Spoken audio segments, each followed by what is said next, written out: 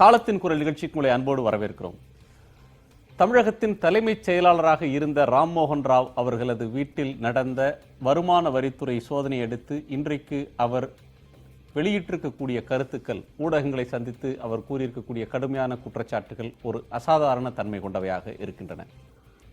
தமிழகத்தில் பாதுகாப்பு இல்லை, அரசியலமைப்பு சட்ட விதியை மீறி அதன் மீதான தாக்குதலாக இந்த நிகழ்வு நடந்திருக்கிறது. ஒரு வீட்டுச்சிறை வைப்பது போன்ற ஒரு நிலைமை எனக்கு இருந்தது. மத்திய அரசு அதன் நடவடிக்கை ஒரு அச்சுறுத்தலாக இருக்கிறது என்கிற துணியில் அவர் கருத்துக்களை தெரிவித்திருக்கிறார். கடும் ஆவேசத்தோடு அவர் சொன்ன தாக்குதல் கருத்துக்கள் மத்திய அரசோடு நிற்கவில்லை, மாநில அரசையும் லேசாக சாடுவது போல இருக்கிறது. தலைமைச் செயலகத்திற்குள் துணை இராணுவ படை வந்ததற்கான அனுமதியை இல்லாமல் வந்ததை அவர் விமர்சித்திருக்கிறார். இந்த சீற்றம், இந்த கோபம் என்பது ஏற்புடையதுதானா? அவருடைய வேகம் எதை காட்டுகிறது? இதன் மூலமாக சட்டத்தின் வழியாக சந்திக்க வேண்டியதை, தாம் குற்றமற்றவர் என்று நிரூபிக்க வேண்டியதை ஊடகங்களில் சவால் விடுவதன் மூலமாக, ஊடகங்களில் விளக்குவதன் மூலமாக அவர் எந்த செய்தியை உணர்த்த விரும்புகிறார்? விவாதிக்கலாம். நம்மோடு விடுதலை சிறுத்தைகள் கட்சியின் தலைவர் திரு தொல் திருமாவளவன் அவர்கள், பாரதிய ஜனதா கட்சியின் மாநில செயலாளர் திரு KT ராகவன் அவர்கள், தமிழக வாழ்வுரிமை கட்சியின் தலைவர் திரு வேல்முருகன் அவர்கள், மூத்த பத்திரிகையாளர் விமர்சகர் திரு மாலன் அவர்கள். வணக்கம். திருமாவளவன் அவர்களிருந்தே தொடங்கலாம். இந்த ஒரு அசாதாரண தன்மை கொண்டதாக இருக்கிறது. கடந்த 3 நாட்களுக்கு முன்னால் தலைமைச் செயலகத்தில் சோதனை என்பது ஒரு முதலமைச்சர் அங்கு இருக்கும்போதே அதற்கு பக்கத்து அறையில் சோதனை நடந்தது அப்படின்றது இதுவரையிலும் தமிழ்நாடு கண்டிராத ஒன்று. இன்றைக்கு பணியில் இருக்கக்கூடிய ஒரு மூத்த IAS அதிகாரி இன்னமும் அவர் சஸ்பெண்ட் செய்யப்படவில்லை, பணி கொடுக்காமல் காத்திருப்போர் பட்டியலில் இருக்கிறார். அவர் மத்திய அரசின் மீது கடுமையாக சொல்வதும், மாநில அரசுக்கு இதை எதிர்கொள்வதற்கான துணிச்சல் இல்லை என்று சொல்வதும் எதை காட்டுகிறது? உங்களுக்கு என்ன மாதிரியான உணர்வை ஏற்படுது? அவர் தமிழக தலைமை செயலாளராக பணியாற்றிய அனுபவம் உள்ளவர், பணியாற்றி கொண்டிருக்கிறார். ஒரு மூத்த IAS அதிகாரி. அவருக்கு சட்டத்திட்டங்கள் தெரியாமல் இருக்காது, நடத்தை விதிகளும் மிக நன்றாக அவர் அறிவார். அனைத்தையும் மீறி அவர் இப்படி ஒரு கருத்தை வெளியே சொல்லியிருக்கிறார் அல்லது மத்திய அரசுக்கு மாநில அரசுக்கு எதிரான விமர்சனத்தை முன்வைத்திருக்கிறார் என்றால் அவர் கடுமையான உளவியல் தாக்கத்திற்கு ஆளாகி இருக்கிறார், ஒரு நெருக்கடிக்கு ஆளாகி இருக்கிறார் என்று தான் கருத வேண்டியிருக்கிறது. அதனால்தான் இந்த அளவுக்கு அவர் வெடித்து தனது உணர்வை அவர் வெளிக்கொட்டி இருக்கிறார். அப்படித்தான் இதை நாம் பார்க்க வேண்டியிருக்கிறது. அவர் அரசியல்வாதி போல பேசியிருக்கிறார், ஒரு அதிகாரி இப்படி பேசலாமா என்கிற விமர்சனங்களை தாண்டி அவர் எத்தகைய நெருக்கடிக்குள்ளே ஆளாகி இருக்கிறார் என்பதைத்தான் நாம் கவனிக்க வேண்டியிருக்கிறது. இரண்டாவதாக, மத்திய அரசு மாநில அரசின் உரிமைகளில் தலையிடுகிறது என்பதை அவர் மறைமுகமாக சொல்லுகிறார். முதல்வருடைய ஒப்புதல் இல்லாமல் தலைமைச் செயலகத்திற்குள் எப்படி துணை இராணுவத்தோடு வருமான வரித்துறை அதிகாரிகள் நுழைந்தார்கள்? முதல்வர் அதற்கு அனுமதித்தாரா? முன்னாள் முதல்வர் இருந்திருந்தால் இது நடந்திருக்குமா என்ற கேள்வி அவர் எழுப்பியிருக்கிறார். ஆகவே மத்திய அரசு அரசியல் உள்நோக்கத்தோடு இந்த சோதனையை ஏவி இருக்கிறதா, நடத்த சொல்லி ஏவி இருக்கிறதா என்ற ஒரு கேள்வி இயல்பாக எழுகிறது. இதற்கு நம்முடைய முதல்வர், தமிழக முதல்வர் அவர்கள்தான் விளக்கம் சொல்ல வேண்டும். இன்னொன்று மிக முக்கியமான ஒரு செய்தி, இது அரசியல் அமைப்பு சட்டத்திற்கு எதிரான ஒரு தாக்குதல் என்று சொல்லியிருக்கிறார். தான் பாதிக்கப்பட்ட விவரங்கள் அனைத்தையும் விட அவர் அரசியலமைப்பு சட்டத்திற்கே எதிரான தாக்குதல் என்று சொல்லியிருப்பதை நாம் அவ்வளவு எளிதாக புறந்தள்ளிவிட முடியாது. அவர் ஒரு சீனியர் IAS ஆஃபீஸர் என்கிற முறையில் எல்லாவற்றையும் ஓரளவுக்கு சட்ட திட்டங்களை புரிந்து கொண்டு, சட்டம் விதிகளை புரிந்து கொண்டு பேசக்கூடியவர் என்கிற அடிப்படையில் அரசியலமைப்பு சட்டத்திற்கு எதிரான தாக்குதல் என்று சொல்லியிருப்பதை நாம் கவனத்தில் கொள்ள வேண்டியிருக்கிறது. இதையும் விளக்க வேண்டிய பொறுப்பு மத்திய அரசுக்கும் இருக்கிறது, மாநில அரசுக்கும் இருக்கிறது. அடுத்து அவர் சொல்லியிருப்பது, இது என்னுடைய உயிருக்கே ஆபத்து, நான் ஒரு ஆபத்தான நிலையில் இருக்கிறேன் என்று சொல்லியிருக்கிறார். இந்த மூன்றையும் கவனத்தில் கொள்ள வேண்டிய அவசியம் நமக்கு இருக்கிறது. எனவே அவரை ஒரு அதிகாரியாக மட்டும் பார்க்காமல் இதற்குள்ளே இருக்கிற அரசியலையும் நாம் பார்க்க வேண்டிய தேவை இருக்கிறது. அரசியல் இருக்கிறதா அல்லது உள்ளபடியே வழக்கமான ஒரு சட்ட அடிப்படையிலான விசாரணை அரசியல் இருக்குன்னு நினைக்கிறீங்க? முதலமைச்சர் முன்னாள் முதல்வர் செல்வி ஜெயலலிதா அம்மையாருடைய மறைவுக்கு பிறகு இது ஒரு பொதுவெளியில் விவாதிக்கக்கூடிய பிரச்சனையாக மாறி இருக்கிறது. எப்படி என்றால், தமிழக அரசை தன்னுடைய கட்டுப்பாட்டுக்குள்ளே வைத்துக்கொள்ள வேண்டும் என்று மத்திய அரசு விரும்புகிறது. தான் விரும்புகிற ஒருவரை ஒரு பொம்மை முதல்வராக வைத்துக்கொண்டு இந்த ஆட்சி அதிகாரத்தை தன்னுடைய கட்டுக்குள் வைத்துக்கொள்ள விரும்புகிறது. அதனால்தான் இப்படிப்பட்ட சோதனைகளை எல்லாம் நடத்துகிறது என்பது அனைவராலும் பேசப்படுகிற ஒரு பொது விவாதமாக மாறி இருக்கிறது. அதற்கு முன்னதாகவே முன்னாள் முதல்வர் அவர்கள் அப்போலோ மருத்துவமனையில் அனுமதிக்கப்பட்ட போது எய்ம்ஸ் மருத்துவர்கள் திடீரென்று அப்போலோ மருத்துவமனைக்குள்ளே நுழைந்தார்கள். அப்போது கூட நாங்கள் ஒரு கேள்வி எழுப்பியிருந்தோம் விடுதலை சிறுத்தைகள் கட்சியின் சார்பிலே. அப்போலோ நிர்வாகம் எய்ம்ஸ் மருத்துவரை அனுப்பச் சொல்லி மத்திய அரசுக்கு வேண்டுகோள் விடுத்ததா? தனியார் மருத்துவமனை இப்படி அரசு மருத்துவர்களை வரச் சொல்லி அழைப்பு விடுப்பது வழக்கமாக நடைமுறையில் இருப்பதில்லை. எப்படி அவர்கள் உள்ளே வந்தார்கள்? மத்திய அரசு தானாக வழியே அவர்களை கேள்வி கேட்டீங்க, நீங்க அன்னைக்கு கேட்டீங்க. ஆனா அதுல ஸ்டேக் ஹோல்டர்ஸ் 3 பேர். ஒன்று அதிமுகன்ற கட்சி, இன்னொன்று ஆளும் அரசு, தமிழக அரசு, மூன்றாவது மருத்துவமனை. இந்த 3 பேருமே அதை விமர்சனத்துக்குரியதாகவோ சர்ச்சைக்குரியதாகவோ ஏற்றுக்கொண்டுட்டாங்க. அதை இவ்வளவு தூரம் நடந்து கொண்டிருக்கிற போது கூட இதுவரையில் முதல்வரும் வாய் திறக்கவில்லை, அதிமுகவை சார்ந்தவர்களும் வாய் திறக்கவில்லை. இன்னும் சொல்ல போனால் தமிழகத்தை சார்ந்த அரசியல் கட்சிகள் கூட இதை பற்றி எந்த கேள்வியும் எழுப்பவில்லை. எடுத்த எடுப்பிலே இது ஊழல் குற்றச்சாட்டு என்கிற அடிப்படையில் மட்டும்தான் இதை அணுகுகிறார்களே தவிர இதை ஒரு அரசியல் சார்ந்த பிரச்சனையாகவும் அணுகவில்லை. அதற்கு வேறு பரிமாணத்தோட பார்க்கணும். ஊழல் குற்றச்சாட்டுக்கு ஆளானவர் அப்படின்றதுனாலேயே அதை அவர் சொல்றதை புறந்தள்ளிட கூடாதுன்ற பார்வை நீங்க சொல்றீங்க. அதுக்கு அடுத்து இன்னொன்னு நான் என்ன சொல்ல வரேன்னா, மத்திய அரசினுடைய தலையீடு அப்படிங்கறத பத்தி பேசும்போது கவர்னர் திடீர்னு ஒரு சர்க்குலர் அனுப்புறார் எல்லா துணைவேந்தர்களுக்கும். பல்கலைக்கழகத்தில் நடைபெறுகிற அத்தனை பண பரிவர்த்தனைகளையும் அந்த டிஜிட்டல் டிரான்சாக்ஷன் என்கிற அடிப்படையில் கேஷ்லெஸ் டிரான்சாக்ஷனாக மாற்ற வேண்டும். இது தொடர்பான பிரச்சாரத்தை மாணவர்கள் கிராமந்தோறும் போய் செய்ய வேண்டும் என்று ஒரு அதிகாரபூர்வமான அறிக்கையை ஆளுநர் அனுப்புகிறார். அதை தமிழகத்தில் எந்த அரசியல் கட்சியும் கேள்வியாக எழுப்பவில்லை. ஆனால் விடுதலை சிறுத்தைகள் கட்சி சார்பில் அதை நாங்கள் கண்டித்திருக்கிறோம். இந்த 2 சம்பவங்களுமே மத்திய அரசு வலிய தமிழக ஆட்சி நிர்வாகத்தில் தலையிடுகிறது என்கிற சந்தேகத்தை நமக்கு எழுப்பியது. இப்போது ஒரு தலைமைச் செயலாளர் 30 ஆண்டுகளுக்கு மேலான அனுபவம் உள்ளவர் அரசியலமைப்பு சட்டத்திற்கு எதிரான தாக்குதல் இது என்று வெளிப்படையாக சொல்லியிருக்கிறார். ஆகவே மத்திய அரசு ஒரு அரசியல் உள்நோக்கத்தோடு இதில் தலையிடுகிறதோ என்பதை மீண்டும் இது உறுதிப்படுத்துவதாக அமைகிறது. 13 இடங்களுக்கு மேல சோதனை நடந்திருக்கிறது. 3 நகரங்கள்ல, சென்னை, பெங்களூரு, சித்தூர், நெல்லூர்னு சொல்லி பல நகரங்கள் நடந்திருக்கிறது. 2 இடத்துல எடுத்ததை மட்டும் அவர் சொல்றார். இன்றைக்கு அவர் இதுல இன்னொரு புறம் வருமான வரித்துறை என்ன நடந்தது, என்ன கைப்பற்றினோம், எங்கு செய்தோம், அவர் மீதான புகார் என்ன தஸ்தாவேஜுகளை கைப்பற்றினாங்கன்னு அவங்க அதிகாரப்பூர்வமாக சொல்லலை. வழக்கமாக அவங்க சொல்றது உண்டு. ஒரு ஜவுளி கடையிலையோ நகை கடையிலையோ ஒரு சோதனை என்றால் கூட மாலையில் இத்தனை இடங்களில் நடந்தது, இன்கிரிமினேட்டிங் எவிடன்ஸ் இதை எடுத்தோம், வரி ஏய்ப்பு கண்டுபிடித்தோம்ன்ற ஒரு பிரஸ் ரிலீஸ் வரும். அது கூட இந்த விஷயத்துல வரல. அதனால சில சந்தேகங்கள் வருதுன்றீங்க. ஆனால் பாதிக்கப்பட்டதாக சொல்லக்கூடிய ஒருவர் மம்தா பானர்ஜிக்கு நன்றி தெரிவிப்பது அல்லது ராகுல் காந்திக்கு நன்றி தெரிவிப்பது அப்படின்ற ஒரு அரசியல் துணியோடு தான் அவருடைய பிரஸ் மீட்டே தொடங்குது. அவர் கூட்டாட்சிக்கு உரிமை பேசுறார், மாநில உரிமைக்கு எதிரானதுன்னு பேசுறார், அரசியல் சட்டத்தின் மீதான தாக்குதல் சொல்றது, ஜெயலலிதா அவர்கள் இருந்தால் இதை நடத்தியிருப்பார்களா, அவர்களுக்கு துணிச்சல் வந்திருக்குமா அப்படின்னு சொல்றதெல்லாம் தன் மீதான குற்றச்சாட்டுக்கு என்ன சட்டமீறல், அது தொடர்பான விவகாரங்களுக்கு பதில் சொல்லாமல் வேறு விஷயங்களை பேசுறதன் மூலமாக தன் மீதான குற்றச்சாட்டை திசை திருப்ப பார்க்கிறார் அவரு அப்படின்னு சொல்ல முடியாது. அதாவது இதுல சட்டத்தில் அதிகாரம் இல்லை அப்படின்னு நம்ம எந்த இடத்துலையும் சொல்ல முடியாது. யாரும் வருமான வரித்துறையோ அல்லது சிபிஐ அல்லது என்ஃபோர்ஸ்மெண்ட் விங், அந்த அமலாக்கத்துறை, இவர்கள் ஒரு புகாரின் அடிப்படையில், தங்களுக்கு கிடைத்திருக்கிற ஒரு புகாரின் அடிப்படையில் திடுமென ஒரு இடத்திலே சோதனை செய்வதற்கான அதிகாரம் இருக்கிறது. போன பிறகு அவர்களுக்கு தகவல் கொடுக்க அல்லது அவர்களுக்கு ஒரு வாரண்ட் கொடுக்க வாய்ப்பு இருக்கிறது சட்டத்திலே. ஆனால் அவருடைய இந்த கேள்வி, நாம் எந்த இதிலிருந்து அவரை பார்க்குறோம், ஒரு அரசு அதிகாரி, ஆகவே அவர் இதையெல்லாம் பேசலாமா என்று நாம் கேட்கிறோம். அவரும் ஒரு சராசரி மனிதர் தான், இங்கே வாக்களிக்கக்கூடிய ஒரு வாக்காளர் தான். அவர் இதை உணர்கிறார் என்பதுதான் முக்கியமானது. அதாவது மம்தா பானர்ஜிக்கு நன்றி சொன்னது, ராகுல் காந்திக்கு நன்றி சொன்னது அரசியல் துணி ஒரு அதிகாரியிடம் வரக்கூடாது என்பதெல்லாம் இல்லை. நடத்தை விதிகளை மீறிவிட்டார், அது மீறக்கூடாது அப்படிங்கிறதெல்லாம் இல்லை. அவர் ஒரு சராசரியான மனிதர், இந்த தேசத்தினுடைய குடிமகன், அவர் ஒரு வாக்காளர். அவர் இதில் அரசியல் இருக்கிறது என்பதை வெளிப்படுத்துகிறார்.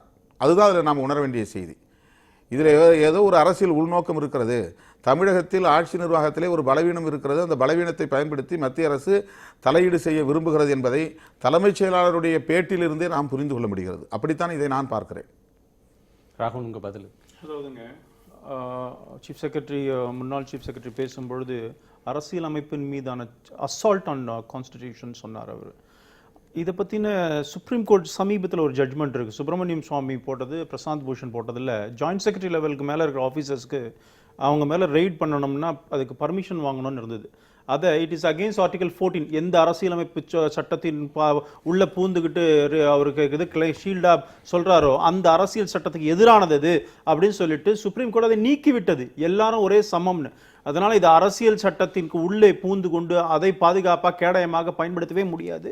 லேட்டஸ்ட் சுப்ரீம் கோர்ட் ஜட்மெண்ட் அது. இன்னொரு விஷயம், அவர் அதை சொல்லல, தலைமைச் செயலகத்துக்குள் அதிகார மாநில அரசுக்கு தெரிவிக்காமல், முதலமைச்சருக்கு தெரிவிக்காமல், தலைமைச் செயலாளர் அறைக்கு வித்தவுட் வாரண்ட்ல தலைமைச் செயலாளர் வேண்டும் என்பது எந்த சட்டத்தின் அடிப்படையிலன்னு கோட் பண்ணிருக்கணும். ஐடி ஆக்ட்ல அப்படி கிடையாது. ஐடி ரெய்ட் நடந்திருக்குது. ஐடி ஆக்ட்ல அந்த மாதிரி கிடையாது. அந்த மாதிரி செய்யவும் முடியும். பாராமிலிட்டரி ஃபோர்ஸஸை யூஸ் பண்ண முடியும். யூஸ் ஆல்ரெடி பண்ணியிருக்கிறாங்க. Principal secretary to Arvind Kejriwal அவருடைய ஆஃபீஸ்க்கு போயிருக்கிறாங்க. he was arrested in fact. இதெல்லாம் பிரசிடென்ட்ஸ் இருக்கு. இன்னொரு விஷயம், விமர்சனத்துக்கு நான் இல்லைன்னு சொல்லல. விமர்சனங்கள் வேற, நடைமுறைகள் கோட் ஆஃப் கான்டக்ட் வேற. இவரு இன்னைக்கு பேசலாமான்னா பேசக்கூடாதுன்னு கோட் ஆஃப் கான்டக்ட் இருக்கு. ரேடியோல போயோ பத்திரிகையிலயோ அல்லது நீங்க வந்து டிவிலயோ போய் ஒரு அரசு அதிகாரி அரசாங்கத்திற்கு எதிராக பேசக்கூடாதுன்னு code of conduct, civil service code of conduct இருக்கு. தனியா டிசிப்ளினரி ஆக்ஷன் இருக்கு. அதுக்கு தனியா டிசிப்ளினரி ஆக்ஷன். நான் என்ன கேக்குறேன், நீங்க வயலேட் பண்ணி தெரியும். இதுக்கு ரெண்டு அம்சம் இருக்கு. இதுக்கு ரெண்டு அம்சம் இருக்கு. கொஞ்சம் பதில் சொன்ன அப்புறம் நீங்க கேட்டீங்கன்னா நல்லா இருக்கும். கேக்குறதுக்கான ஒரு கேள்விதான். அதாவது நீங்க வந்து தன்னுடைய பணி விதிகளை மீறிட்டாரு அரசு அதிகாரி, இந்த மாதிரி ஊடகங்களை சந்திப்பது, கருத்து சொல்றதுன்ற ஒன்னு சொல்றீங்க. ஆனால் அவருக்கு எதிராக கசிய விடப்படக்கூடிய செய்திகள்னு இருக்கு. அதிகாரபூர்வமாக ஐடி சொல்லலையே தவிர ஐடியினுடைய அதிகாரிகள் நிறைய தகவல்களை சொல்றாங்க. அது உண்மையும் இருக்கலாம், உண்மை இல்லாத இருக்கலாம். ரைட் டு டிஃபெண்ட் அப்படின்றது ஒரு அக்யூஸ்டா எடுத்துட்டா கூட அவருக்கு இருக்கா இல்லையா? Sir, you have right to defend. ஆனால் you don't have right to accuse the central government. உங்களுடைய boss central government, government of Tamil Nadu. டிஃபென்ஸே அக்யூசேஷன் தான். நோ, யார் கவர்மெண்ட் உங்களுக்கு சொல்லிச்சா? சென்ட்ரல் கவர்மெண்ட் சொல்லிச்சா நீங்க இப்படி பண்ணீங்கன்னு சொல்லிட்டு? ஐடி டிபார்ட்மெண்ட் ஒண்ணுமே சொல்லலன்னு நீங்க தான் சொல்றீங்க. இன்னொன்னுங்க, இந்த மாதிரி சர்வீஸ் ரூலுக்கு எகெயின்ஸ்டா போறது, அண்ணன் சொல்றாரு நீங்க நடவடிக்கை எடுங்க. ஏங்க, பண்ணவே கூடாது. ஒரு சீஃப் செக்ரட்டரி தெரியக்கூடாது, தெரிய வேண்டாம். நீங்க வந்து விஜிலன்ஸ் கமிஷனர் வேற, சீஃப் செக்ரட்டரி ரேங்க்ல இருக்கீங்க. சாதாரண ஒரு கவர்மெண்ட் எம்ப்ளாயின்னு சொன்னா தெரியாம பண்ணிட்டேன்னு சொன்னா அர்த்தம் இருக்கு. அரசியலுக்காக இந்த ஐடியை பயன்படுத்துறீங்க, சிபிஐயை பயன்படுத்துறீங்க. நீங்க அரசியல்வாதி இல்ல. என்னங்க, புரட்சி தலைவி அம்மா தான் கொண்டு வந்தாங்க, என்ன நர்ச்சர் பண்ணாங்க. இதெல்லாம் என்னங்க, இது அரசியல் இல்லையா? நீங்க சரியா கேட்டீங்க. மம்தா பானர்ஜிக்கும் SR பாலசுப்ரமணியத்துக்கும் ராகுல் காந்திக்கும் அவர் தேங்க்ஸ் பண்றாரு. இது அரசியல் இல்லையா? எங்களை அதிமுகக்கு என்ன, தொண்டர்களுக்கு என்ன பாதுகாப்பு இருக்கு? தமிழகத்துக்கு ஒருவர் தன் அளவுல ஒரு கிரைசிஸ்ல இருக்கும்போது தனக்காக ஒருத்தர் குரல் கொடுக்கும்போது அதுக்கு நன்றி சொல்றத வந்து அரசியல்னு பார்க்க முடியுமா? அது வந்து செல்ஃப் டிஃபென்ஸ்ல இருந்து வர்றதா? அவருக்கு ஏதோ ஒரு பாதுகாப்பற்ற ஒரு நீங்க அவருடைய பாதுகாப்பை பத்தி அவர் பேசவே இல்லை. அதிமுக தொண்டர்கள் என்ன நிலைமை? தலைமைச் செயலாளருக்கு ஒரு வாரண்டே இல்லாம தலைமைச் செயலாளர் வீட்டை ரெய்ட் பண்ண முடியும். வாரண்ட் இருக்கணும். எனக்கு என்ன சொல்றேன், தலைமைச் செயலாளர் அலுவலகத்துக்கு போய் ரெய்ட் பண்ண முடியும் அப்படின்னா சாதாரண ஆளோட நிலைமை என்னன்னு அவர் கேட்கிறார். நான் என்ன சொல்றேன் சார், அப்படின்னு இருந்தா தலைமைச் செயலாளருடைய இதை வந்து ரெய்டு பண்றதுக்கு வாரண்ட் வேணும். போலீஸ் போகக்கூடாது, இந்த மாதிரி பாராமிலிட்டரி போகக்கூடாது, ஐடி ஆஃபீஸர்ஸ் போகக்கூடாதுன்னு ஏதாவது இருந்தா சொல்லுங்க. It is violation of rule நான் சொல்றேன். அது இல்லை. நம்பர் 2, நீங்க அதிமுக எதுக்கு வக்காலத்துக்கு வாங்கிக்கிறீங்க? அதிமுக தொண்டர்களுக்கு எப்படி பாதுகாப்பு இருக்கும்? தமிழகத்துக்கு எப்படி பாதுகாப்பு இருக்குன்னா சிம்பிளா தெரியுது. எந்த ஒரு சீஃப் செக்ரட்டரியும் உங்களுடைய இன்னைக்கு சீஃப் மினிஸ்டர் தான் பாஸ். நீங்க சென்ட்ரல் கவர்மெண்ட் எம்ப்ளாயி. புரட்சி தலைவி அம்மா என்ன நியமிச்சாங்க, என்ன தூக்க முடியாது, நான் ஸ்டில் சீஃப் செக்ரட்டரின்னு பேசினா இதுல அரசியல் இல்லைன்னு சொன்னா வேற எதுல அரசியல்? ட்ரான்ஸ்ஃபர் ஆர்டர் வரல, ட்ரான்ஸ்ஃபர் ஆர்டர் சர்வ் பண்றது கூட இந்த அரசுக்கு துணிச்சல் இல்ல. பேசணும், பத்திரிகைட்ட பேசுறதே வயலேஷன் ஆஃப் கோட் அப்படிங்கிற. நான் இப்பவே இமிடியேட்டா has to be suspended, notice to be issued. இந்த மாதிரி ஒரு ஆள் பேசுறது தப்பு. அண்ணா அதே மாதிரி சொன்னாரு. பொம்மை முதலமைச்சர் சார், முதலமைச்சரை அவங்க தேர்ந்தெடுத்தது பாரதிய ஜனதா கட்சி இல்ல, அவங்களுடைய சட்டமன்ற உறுப்பினர்லாம் சேர்ந்து எல்லாரும் பாஸ் பண்ணி ரெசல்யூஷன் பாஸ் பண்ணி தேர்ந்தெடுக்கிறாங்க. அவர் பொம்மையா இருப்பாரா, எப்படி இருப்பாரு, எங்களுக்கு என்ன அக்கறை? அடிபணியை வைக்க கைக்குள்ள வச்சுக்கணும்னு பாக்குறீங்க. இந்த மிரட்டல் மூலமாக நீங்க ஒரு கட்சி சார், நான் என்ன சொல்றேன், ஒரு கட்சி தமிழ்நாட்டுல பெரும்பான்மையோடு இருக்கிற ஒரு கட்சி அடிபணியை வைப்பாரான்னு சொன்னா நீங்க எல்லாம் அப்படியே நீங்க ஒரு ஆர்குமெண்ட்ஸே ஒத்துப்போம். மத்திய அரசாங்கம் மிரட்டுகிறதுன்னு மம்தா பானர்ஜி தைரியம் ரிவர்ட் பண்ணல. சாதாரணமா நடக்கிற நடைமுறையில நடக்கிற டோல் பிளாசால கிராஸ் செக்கிங்ல இருக்கும்போதே மம்தா பானர்ஜி அஜிடேட் ஆறாங்களே. அப்போ ஒரு மாநில முதலமைச்சருக்கு ஒரு கட்சி அவங்க அந்த மாதிரி ஃபீல் பண்ணல, நீங்க தான் ஃபீல் பண்றீங்க. அவங்க அப்படி ஃபீல் பண்ணல. தமிழக அரசாங்கம் எஸ்ஆர்பி சொல்லிருக்காரு, அதிமுக முதலமைச்சர் ரிவோல்ட் பண்ணாம இருக்கலாம், எஸ்ஆர்பி அந்த கட்சியோட மூத்த எம்பி ரிவோல்ட் பண்ணிருக்காரு, அவர் கண்டிச்சிருக்காரு. நீங்க என்ன சொல்றேன், மத்திய அரசாங்கம் கண்டிங்க எல்லாம் இருக்கு, நான் இல்லன்னு சொல்ல. ஆனா இந்த முதலமைச்சர் இது பொம்மைன்னு நீங்க நினைச்சா அந்த பொம்மை முதலமைச்சர் நாங்க தேர்ந்தெடுக்கல, நீங்க சொல்லல. அதாவது அவர் தலைமைச் செயலாளருடைய பேட்டியிலிருந்து அப்படி நம்ம உணர முடியுதுன்னு சொல்றோம். இல்ல நீங்க ஓகே அப்படியே இருக்கட்டும். அந்த மாதிரி ஆட்சியை கைக்குள் கொண்டு வருவதற்கு பிஜேபி முயற்சிக்குதுன்ற வார்த்தையை தான் நீங்க பயன்படுத்துனீங்க. சார் நான் என்ன சொல்றேங்க, நீங்க அருணாச்சல பிரதேசத்துல வேற இடத்துலயோ ஒரு 40 எம்எல்ஏ எங்களுக்கு இருந்தாங்க அப்படின்னு சொன்னா நாங்க அதை செய்ய முடியும். இங்க அப்படி இல்லை. எங்களுக்கு எங்களுடைய யதார்த்தம் புரிஞ்சிட்டு இருக்கிறோம். இன்னொரு விஷயம் என்ன சொன்னார், எய்ம்ஸ்ல வந்து நுழைந்தார்கள், எப்படி அது சாத்தியம்? இன்னொன்னுங்க, அவங்க வந்து ஒரு கட்சி அரசியல், நான் நீங்க கட்சி ஒரு தலைவர் இல்ல, அவர் முதலமைச்சர். மத்திய அரசாங்கத்திற்கு ஒரு முதலமைச்சருடைய உடல்நிலை பற்றின அக்கறை நிச்சயமா இருக்க வேண்டும், இருக்கிறது. அதுவும் கூட எய்ம்ஸ் வந்து சென்ட்ரல் கவர்மெண்ட் தான் நேரா கொண்டு வந்து சொல்ல முடியும். நாம் இருக்கும்போது தான் சுதர்சன் நாச்சியப்பன் கேள்வி எழுப்பினார். அதாவது லண்டன் டாக்டர் அவர்கள் அழைத்து வரவழைக்கப்பட்ட டாக்டர், அப்போலோ டாக்டர், எய்ம்ஸ் டாக்டர்கள் அழைக்காமலேயே அனுப்பி வைக்கப்பட்ட, டெல்லியால் அனுப்பி வைக்கப்பட்டவர்கள் ஒரு மூத்த காங்கிரஸ் தலைவர் முன்னாள் எம்பி சொன்ன ஒரு கருத்து. ஆமா ஆமா அவங்க சொன்னாங்க. யாரு ஒரு அரசியல் குற்றச்சாட்டாக அப்படியே இருக்கு. நான் சொன்னேன், நானும் அதே மீட் இதுல நானும் தான் இந்த டிபேட்ல நான் என்ன சொன்னேன், இன்னொன்னு சான்சலர் கவர்னர் வந்து லெட்டர் எழுதுறாரு. Governor is a chancellor of university. Governor வந்து எல்லா பல்கலைக்கழகத்துக்கும் அவர் சான்சலர், அவருக்கு ரைட் இல்ல அப்படின்னு சொல்லவே முடியாதுன்னு சொல்ல வரல, நோக்கத்தை சொல்றேன். இல்லங்க, இல்ல அவர் அனுப்புற லெட்டர் அவருக்கு அதிகாரம் இல்லைன்னு நான் சொல்லல, உரிமை இல்லைன்னு சொல்லல. அது வந்து மத்திய அரசாங்கத்துடைய நோக்கத்தை அவர் வெளிப்படுத்துறாரு. இல்ல இன்னொன்னுங்க, ஒரு அரசியல்வாதி மாதிரி போய் என்ன நீக்குவதற்கு அதிகாரம் இல்ல, பொதுக்குழுக்கு தான் அதிகாரம் இருக்குன்னு அரசியல்வாதி நீக்கினா சொல்லுவாங்க பாருங்க. அந்த மாதிரி என்ன நீக்குவதற்கு மத்திய அரசாங்கம் சிம்பிள் பாயிண்ட், என்ன மாத்துனதுக்கான உத்தரவு கூட அவங்க அனுப்பல, அதுக்கான துணிச்சல் இல்ல. ஆகவே நான் இன்னைக்கு தலைமைச் செயலாளரா இருக்கிறேன்ற ஒரு ஃபீல் சொல்றாரு. திரு வேல்முருகன், நீங்க இதை வந்து மாநில உரிமையின் மீதான தாக்குதல், அரசியல் சட்ட தாக்குதல்னு பார்ப்பீங்களா, அல்லது உப்பை தின்றவர்கள் தண்ணி குடித்தாகணும், தவறு நடந்திருக்கிறது, அதற்கான விலையை தவறு செய்தவர்கள் தரணும், அவர் தவறு செய்யலைன்னா அதற்கு எந்த பாதிப்பும் வரப்போறது இல்லை அப்படின்னு இதை பார்க்கணுமா? சட்டத்தின் நடவடிக்கைன்னு இதை பார்த்துட்டு ஒதுங்கணுமா? இல்லை, கண்டிப்பாக. அதாவது இப்போ என்னை போன்றவர்கள் நாங்கள் வந்து மாநில உரிமைகளுக்காக குரல் கொடுக்குறோம், போராடுகிறோம். ஆனால் அதே நேரத்தில் இன்றைக்கு திரு ராம்மோகன் ராவ் அவர்கள் கூறிய கருத்துக்கள் மாநில உரிமைகளை குறித்தும் பேசியிருக்கிறார். ஆனால் அதை பேசுவதற்கான தார்மீக பொறுப்பும் கடமை உணர்வும் திரு ராம்மோகன் ராவ் போன்றவர்களுக்கு இல்லை என்பதுதான் என்னுடைய பார்வை. காரணம், இன்றைக்கு தமிழ்நாட்டில் இருக்கிற மாநில உரிமையை வந்து நீங்க உங்க பார்வையில வாரண்ட் இல்லாம தலைமைச் செயலகத்துக்கு வரலாம், அதை வந்து உங்களை போன்றவங்க தான் கேட்கணும், வேற ஒருத்தர் ஒரு எதிர்கொள்றவர் கேட்க கூடாதா? இல்ல, அப்படி இல்லை. இவர் மேல சுமத்தப்பட்டிருக்கிற குற்றம், இவர் எந்த அடிப்படையில் அந்த வாரண்ட் இல்லாமல் இல்ல, பிரிவு 132 பிரகாரம் அவரை இல்ல, அத பிரிவு இல்ல அவர் மேல சர்ச் வாரண்டே இல்ல, அவர் பிரிவு 132 படி ஏற்கனவே கைது செய்யப்பட்ட சேகர் ரெட்டியினுடைய வாக்குமூலத்தில் இருந்து, உரையாடல்கள் இருந்து நாங்கள் எடுத்து அதன் அடிப்படையில் நாங்கள் இவருடைய வீட்டிற்கும் இவருடைய அலுவலகத்திற்கும் சென்றோம். இன்றைக்கு தலைமை வருமான வரித்துறையினுடைய இயக்குநரகம் இப்போது ஒரு அறிக்கை வெளியிட்டிருக்கிறார்கள். அவர்கள் அந்த விதியின் பிரகாரம் தான் நாங்கள் சோதனை செய்தோம் என்றும், உரையாடல்களுக்கான தொலைபேசியை கைப்பற்ற வேண்டும் என்ற நோக்கத்திற்காக நாங்கள் அங்கே சென்றோம் என்று. எப்படி இருந்தாலும் ஒரு மக்களால் தேர்ந்தெடுக்கப்பட்ட ஒரு அரசு, அந்த அரசனுடைய தலைமைச் செயலகத்திற்கு இவர்கள் உள்ளே நுழைந்தது என்பது என்னை போன்றவர்களுக்கு நெருடலான விஷயம். ஆனால் அது ஏற்புடையது அல்ல. ஆனால் இவர் மீது சுமத்தப்படுகின்ற ஒட்டுமொத்த தமிழகத்தினுடைய கனிம வளங்கள் சுரண்டப்பட்டிருக்கிறது, மிகப்பெரிய அளவிலே திட்டங்களிலே முறைகேடு நடந்திருக்கிறது, மிகப்பெரிய ஊழல் பணம் இவருடைய மகனுடைய நண்பர்கள் மூலமாக பல நாடுகளிலும் மாநிலத்தில் பிற பகுதிகளிலும் இந்தியாவின் பல பகுதியில் முதலீடு செய்யப்பட்டிருக்கிறது என்பது ஆதாரமாக அடுக்கடுக்காக வெளியே வந்து கொண்டிருக்கிறது. இன்றைக்கு தமிழ்நாட்டில் இருக்கிற மிக முக்கியமான ஒரு பத்திரிகைகள் கூட ஒரு நிமிஷம், அது ஆதாரபூர்வமா, அது ஏற்கத்தக்க ஆதாரமான்றது இன்னமும் எந்த நீதிமன்றத்தில் நிரூபிக்கப்படல. ஆனா இதை விசாரிப்பதற்கு ஒரு முறை இருக்கிறது. நீங்க ஒரு வாரண்டோட ஒரு தலைமைச் செயலாளர் வீட்டுக்கு ஏன் போல, வாரண்டோட ஒரு அலுவலகத்துக்கு ஏன் போல? அவரே கேட்கிறார், நான் ஒரு தலைமைச் செயலாளர், என்னை சஸ்பெண்ட் செய்துட்டு என்னை வந்து மாற்றிட்டு இன்னொரு பதவியில அமர்த்தி அந்த வேலையை செய்திருக்கலாமே அப்படின்ற கேள்வி எழுப்புறாரு. அப்படி பண்ண முடியாது. அதாவது ஏஎஸ் ஆபீசர் வெயிட் பண்ணிருக்காங்க, பிரிமிசிஸ் வாரண்ட்.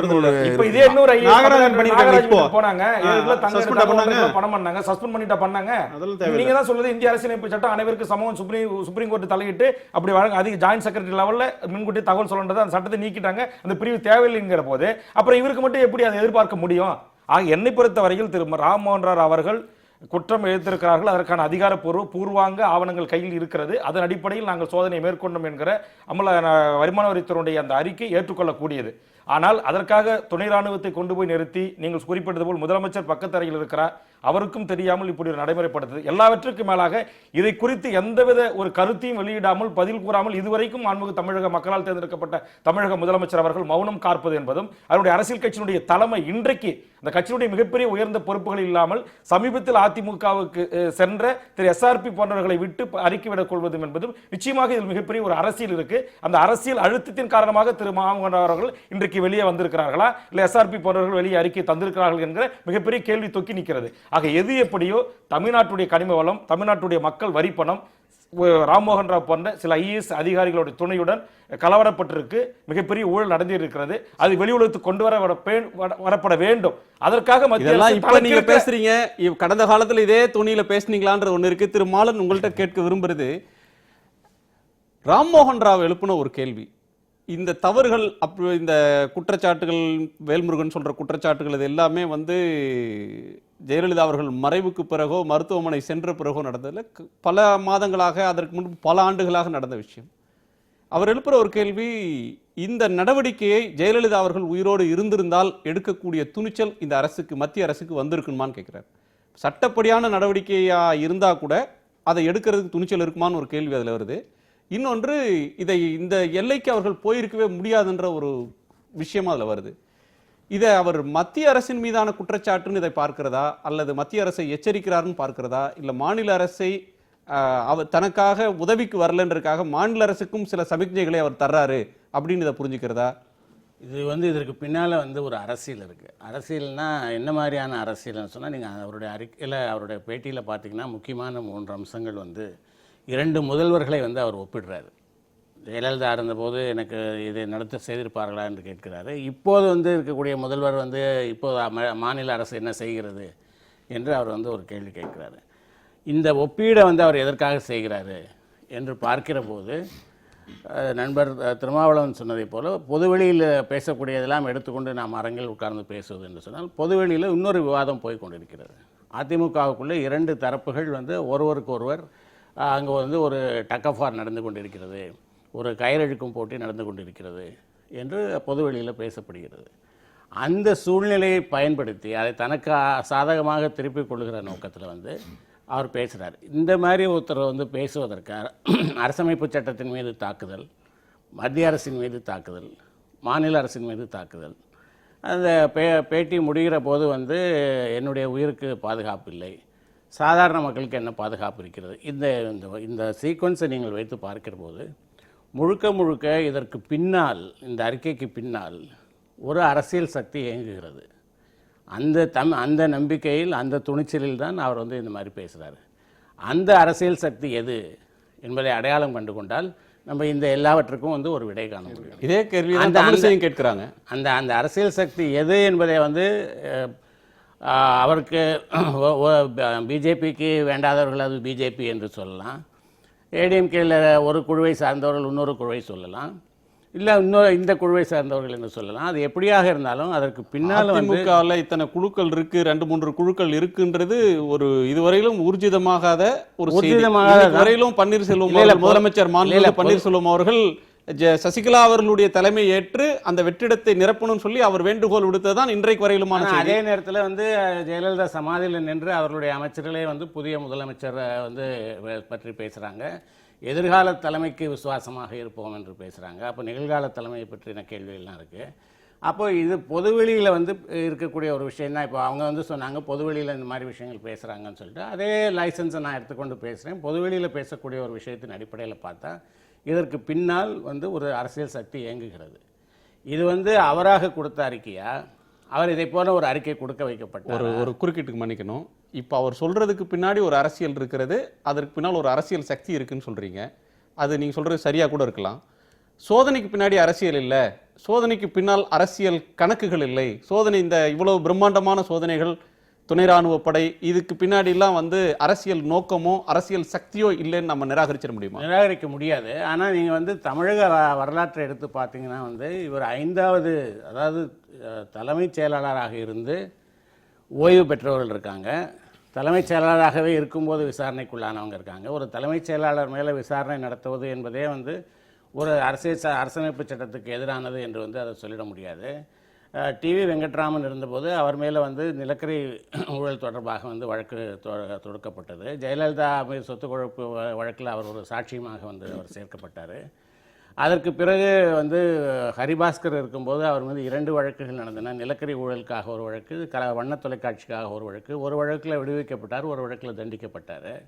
பிறகு முத்துசாமி மேலே வழக்குகள் நடந்தது. பிறகு அண்மையில் ஞானதேசியின் மேல் நடந்தது. கலைஞர் வந்து மேம்பால ஊழலில் வந்து கைதாகும்போது நம்பியாரும் அவரோட சேர்ந்து கைது செய்யப்பட்டார். இதெல்லாம் இது வந்து தமிழக அரசியலில் வந்து தலைமைச் செயலராக இருக்கிறவர்கள் வந்து விசாரணைக்கோ அதற்கு அப்பாற்பட்டவர்கள் என்ற ஒரு நிலைமை வந்து என்றைக்குமே கிடையாது. இல்லை, இதே விஷயங்கள்ல இது எல்லாத்துக்கு பின்னாலுமே அரசியல் இருக்கு. மேம்பால விஷயத்தில் எடுத்துக்கிட்டாலும் நம்பியார் கைது செய்யப்பட்டார், ஹரிபாஸ்கர் மேல வழக்கு இருந்தது, வெங்கட்ராமன் பிரச்சனை இருந்தது.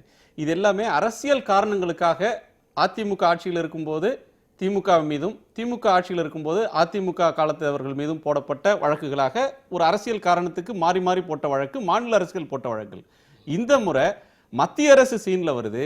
இப்ப திருமாவளவன் அவர்கள் முன்வைக்கிறது மாதிரி மத்திய அரசு தன்னுடைய அதிகாரத்தை பயன்படுத்தி கொள்ளைப்புற வழியாக ஒரு நெருக்குதலை தருகிறது அப்படின்ற தோற்றம் இருக்குதுன்னு சொல்றாரு. நெருக்குதலை வந்து அவங்க எடுத்த உடனே நேரா வரட்ட போயிடல. அவங்க வேற ஒருவரை வந்து ஐடி ரைடு போகிறாங்க, போகிற இடத்துல சில லீட் கிடைக்குது, அந்த லீடை வைத்து கொண்டு போகிறாங்க. இப்போ வந்து அவங்க ஏன் அறிக்கை கொடுக்கலன்னா இதோட முடிந்து விட்டது என்று சொல்ல முடியாது. இதுலேருந்து அவர்களுக்கு இன்னும் கொஞ்சம் லீட் கிடைத்திருக்கலாம். அங்கேருந்து இன்னொரு இடத்துக்கு அவங்க வந்து போகலாம். அப்போ அதை போல் வந்து அந்த நெட்வொர்க் முழுக்க அதை அவங்க பஸ் பண்ணுற வரைக்கும் அதை வந்து அதை பற்றி பேசாமல் இருக்கலாம் என்று அவர்கள் நினைத்திருக்கலாம். இல்லை, ஒரு மாநில அரசு ஒரு சீஃப் செக்ரட்டரி நியமனம் பண்ணிச்சிட்டாங்க, அவங்க போய் பொறுப்படுத்திட்டாங்க, ஆளுநரை சந்திச்சிட்டாங்க, முதல்வரை சந்திச்சிட்டாங்க, தன்னுடைய ரொட்டீன் பணியை மேற்கொண்டுட்டாங்க. அதற்கு பிறகு இந்த 4 நாட்கள் இடைவெளிக்கு பிறகு இன்றைக்கு திரு ராம்மோகன் ராவ் அவர்கள் பத்திரிகையாளர்களை அழைத்து, நான் முதலமைச்சர் புரட்சித் தலைவி அம்மா அவர்களால் நியமனம் செய்யப்பட்ட சீஃப் செக்ரட்டரி, கரண்ட் நான் தான் சீஃப் செக்ரட்டரி அப்படின்னு அதை கிளைம் பண்றது எப்படி? இந்த அரசு டிரான்ஸ்ஃபர் ஆர்டர் அவருக்கு தரல? அந்த பணியிலிருந்து விடுவிக்கப்பட்டீங்கன்ற உத்தரவை ஏன் வரலன்னு சொல்றாரு, அதனால அவர் கிளைம் பண்றாரு. ஏன் தரல? அப்படிப்பட்டவர் வந்து ஏன் இன்றைக்கு ஏன் அந்த அறைக்குள்ள போய் உட்காருவதற்கு முயற்சி வேண்டியதானே? அது கொடுத்திருக்காங்க தமிழக அரசு. அவர் வந்து அவர் பாதுகாப்பற்ற ஒரு நிலையில தான் பேசுறாரு. திரும்ப திரும்ப அதான் அவர் சொல்றாரு. எனக்கு வந்து பாதுகாப்பு அதிகாரிகளால வந்து அவருக்கு ஆபத்து ஏற்படுங்கிறது. அவர் வந்து அதாவது அவர் உயிருக்கு பாதுகாப்பு இல்லைன்னு சொல்றாரு. யார் மூலம்? அதுதான் முக்கியமான கேள்வி. அதுதான் முக்கியமான கேள்வி. என்ன அப்படின்னு சொன்னா அதுதான் நாம வந்து உணரணும். அவர் உணர்த்துறாரு. அவர் ஒரு அரசியல்வாதியினுடைய தூண்டுதல்ல பேசுறாரு அல்லது அரசியல்வாதியாவே மாறி பேசுகிறார் அப்படிங்கிறதெல்லாம் நம்ம வந்து யூகம் பண்ணிக்கலாம். ஆனா அதுல என்ன சொல்லப்படுதுன்னா, அதிகாரிகளால் உயிருக்கு ஆபத்துங்கிறது இல்லை. அது அதிகாரிகள் தன்னுடைய சட்டப்பூர்வமான கடமையை செய்கிறாங்க, அது சரி. இந்த அரசியல் விளையாட்டு, அரசியல் சித்து விளையாட்டில் இவர் கைதானால் அல்லது இவர் வந்து அந்த குற்றச்சாட்டுக்கு ஆளானால் இவர் மூலமாக இன்னும் வெவ்வேறு விதமான லிங்க் கிடைக்கலாம். அப்போ அவருக்கு அது ஆயிடக்கூடாதுங்கிறது அடிப்படையில் ஏதாவது ஒரு அரசியல் சதி, அவருடைய உயிருக்கு ஆபத்து நேரும் அப்படிங்கிற அச்சம் தான் அந்த அச்சம். கேக்குறாங்க யாரை பத்தி சொல்ல முடியாதுல்ல, அது சொல்ற அப்படி வெளிப்படையா சொல்றது இன்னும் ஆபத்து. சந்திக்கின்ற போது இவர் கூட நின்ன பரிவர்த்தனை பட்டாளங்கள் வந்து இவர் வந்து உயிருக்கு ஆபத்தான முறையிலோ இல்ல வேற ஒரு நெருக்கடிக்கு உள்ளாக்கப்பட்டதோட அவர் தோரணை தெரியவில்லை. நூற்றுக்கணக்கானவர்கள் அவர் வீட்டில் குவிக்கப்பட்டிருக்காங்க. ஒன்று, ஆம் ஆத்மி தொண்டர் சாட்சியங்களோடு என்னை வைத்து நீங்கள் சோதனை செய்யணும் ஒரு கோரிக்கை வச்சு ஒரு முழக்கமிடுறாரு. அவரை இவருடைய கைத்தடிகள் அங்கு தாக்குகிறார்கள். அந்த கைத்தடிகள் யார்? அவர் மீது ஏன் வழக்கு பதிவு செய்யல? அவர் ஏன் கைது செய்யப்படல? ஆர்மாத்தி வசீகரன் சென்று புகார் கொடுத்திருக்கிறார். ஆக இவர் மிகப்பெரிய சட்டவிரோத கும்பலோடு தொடர்பு இருக்கிறது என்பது இவருடைய நடவடிக்கையிலிருந்து தெளிவாகிறது. அந்த தெளிவான ஆதாரங்களை கிடைத்த பிறகுதான் இன்றைக்கு வருமான வரித்துறை இவர் மீது நடவடிக்கை எடுத்திருக்கிறது என்பதுதான் என்னுடைய பார்வை. அவர் கேட்டார் பாருங்க, அம்மா இருந்தா செஞ்சிருப்பீங்களா அப்படின்னா, செல்வி ஜெயலலிதா அவர்கள் மத்தியிலே வாஜ்பாய் அரசாங்கத்துக்கு ஆதரவு கொடுக்கும் பொழுது சேடப்பட்டி முத்தையா பேர்ல ஒரு கேஸ் வந்தது. அவர் வந்து surface transport minister, cabinet minister, he was asked to go out, resign பண்ணார்.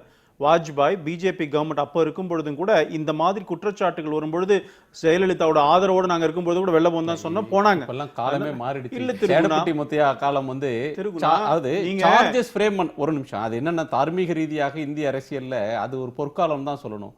சார்ஜஸ் ஃப்ரேம் பண்ணாலே அரசியல்வாதிகள் அந்த குற்றம் நிரூபணம் ஆகணும்னு கூட இல்ல, ஆனால் அவர்கள் வந்து விலகி இருக்கணும், பதவி ஏற்றுக்கொள்ள கூடாது, தார்மீக ரீதியில விலகணும்ன்ற ஒரு நிலையை அன்றைக்கு இருந்த மத்திய அரசு எடுத்தது. இன்னைக்கு சார்ஜஸ் ஃபேஸ் பண்றவங்க எல்லாம் வெளியே போகணும்னா பாதி பேர் மந்திரியா இருக்க முடியாது. நரேந்திர கவர்மெண்ட் இருந்தாலும் சரி, மத்திய அரசாங்கம் இப்ப அம்மா இருந்தா செஞ்சிருப்பீங்கன்னு சேலஞ்ச் பண்றாரு. நீங்க அப்ப அம்மா ஆதரவு கொடுத்து அவங்களோட ஆதரவுலயே நாங்க இருக்கும்பொழுதும் செஞ்சிருக்கிறோம். அதனால பிஜேபிக்கு இது ஒன்றும் பயத்துல அந்த அம்மா இருக்கும்போது செய்யாம இப்ப செய்யறோங்கிறதுலாம் பயம் எல்லாம் கிடையாது. பொதுவா ஆயுதரா நான் ஜெயலலிதா ஒரு நிமிஷம் நான் திரு மாலன் அவர்கிட்ட கேட்டேன். ஜெயலலிதா அவர்கள் உயிரோடு இருந்திருந்தாலும் இந்த நடவடிக்கை பாஜக எடுத்திருக்கும் அப்படின்ற கருத்தை மறைபொருளாக கேட்டீராக. மத்திய அரசாங்கம் பாஜக அரசு எடுத்திருக்கும், பாஜக தலைமையிலான மத்திய அரசு எடுத்திருக்கும் அப்படின்னு எடுத்துக்கங்க. அந்த அந்த அந்த கருத்தை நீங்க ஏற்றுக்கொள்றீங்களா? அந்த எல்லை போயிருப்பாங்க. ஆடுற மாநிலங்கள்ல நடக்கல, பாரதிய ஜனதா ஆடாத மாநிலங்கள்ல நடக்குது. மத்திய பிரதேஷ் எங்களுக்கு தானே, மத்திய பிரதேஷ் நடக்குது. ஜெயலலிதா உயிரா இருக்கும்போது கண்டிப்பா பிஜேபி நடந்திருக்காது. இது நேசமா உண்மைதான். இது வந்து குழந்தை கேட்டா கூட சொல்லுவாங்க. இல்ல இது வந்து மத்திய பிரதேச ஜெயலலிதா இருக்கிற ஒரு ஆளுமை இருக்கும்போது நவம்பர் 8க்கு அப்புறம் எல்லாரும் நடக்குது சார். ஜெயலலிதா தலைமையில் இருக்கும்போது இது ஜெயலலிதா நடந்திருக்கிறது இருக்கிறாங்க தெரியாதா? நவம்பர் இன்டெலிஜென்ஸ் தெரியாதா? இன்கம் டாக்ஸ் அதிகாரி தெரியாதா? இது நவம்பர் 8க்கு பிறகு நடக்கின்ற தொலை. இது வந்து பிரெவென்ஷன் ஆஃப் கரப்ஷன் ஆக்ட்ல அங்க போல. இந்த பணம் கிடைக்க 2000 ரூபாய் நோட்டு அந்த ரெட்டி அந்த இவர் அவர் இல்ல இந்த கேஸ்ல பிரிவென்ஷன் ஆஃப் கரப்ஷன் ஆக்ட் இருக்கு. தொடர்ச்சி தான் அது. நவம்பர் 8க்கு பிறகு நாடு முழுக்க எடுத்த நடவடிக்கையில ஒரு பகுதி இது. ஆனா நமக்கு கிடைச்ச தேவையில்லைன்னா அன்புநாதன்ற ஒருத்தர் வந்து பண்ணாங்க, அதனுடைய லிங்க் தான் வந்து இப்படி வருதுன்னு சொல்றாங்க.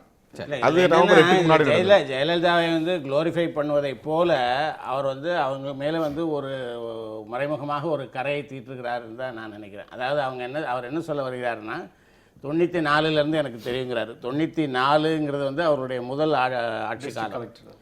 முதல் ஆட்சி காலத்திலிருந்து எனக்கு அவங்க அப்படின்னா அவங்க என்ன க்ரூம் பண்ணி கொண்டு வந்தாங்க, என்ன நர்ச்சர் பண்ணி கொண்டு வந்தாங்க அப்படின்னா 5 ஆண்டு காலம் செக்ரட்டரியா இருந்திருக்காரு, தலைமைச் செயலாளரா இருந்திருக்காரு. அவங்க அவர் என்ன சொல்ல வர்றாருன்னா இந்த மாதிரி ஒரு குற்றச்சாட்டுகளுக்கு உள்ளாகக்கூடிய வாய்ப்பு கொண்ட ஒருவரை அவர்கள் வந்து அரவணைத்து வந்திருக்கிறார்கள் என்பதை போன்ற, அதாவது அதிகாரத்தில் இருக்கிறவங்க வந்து ஐஏஎஸ் அதிகாரிகளை அவர்களுக்கு பிடித்தால் அவர்களை அரவணைத்து மேலே கொண்டு வந்து trained by them, groomed by them, superseded many other seniors and then he was appointed as the chief secretary.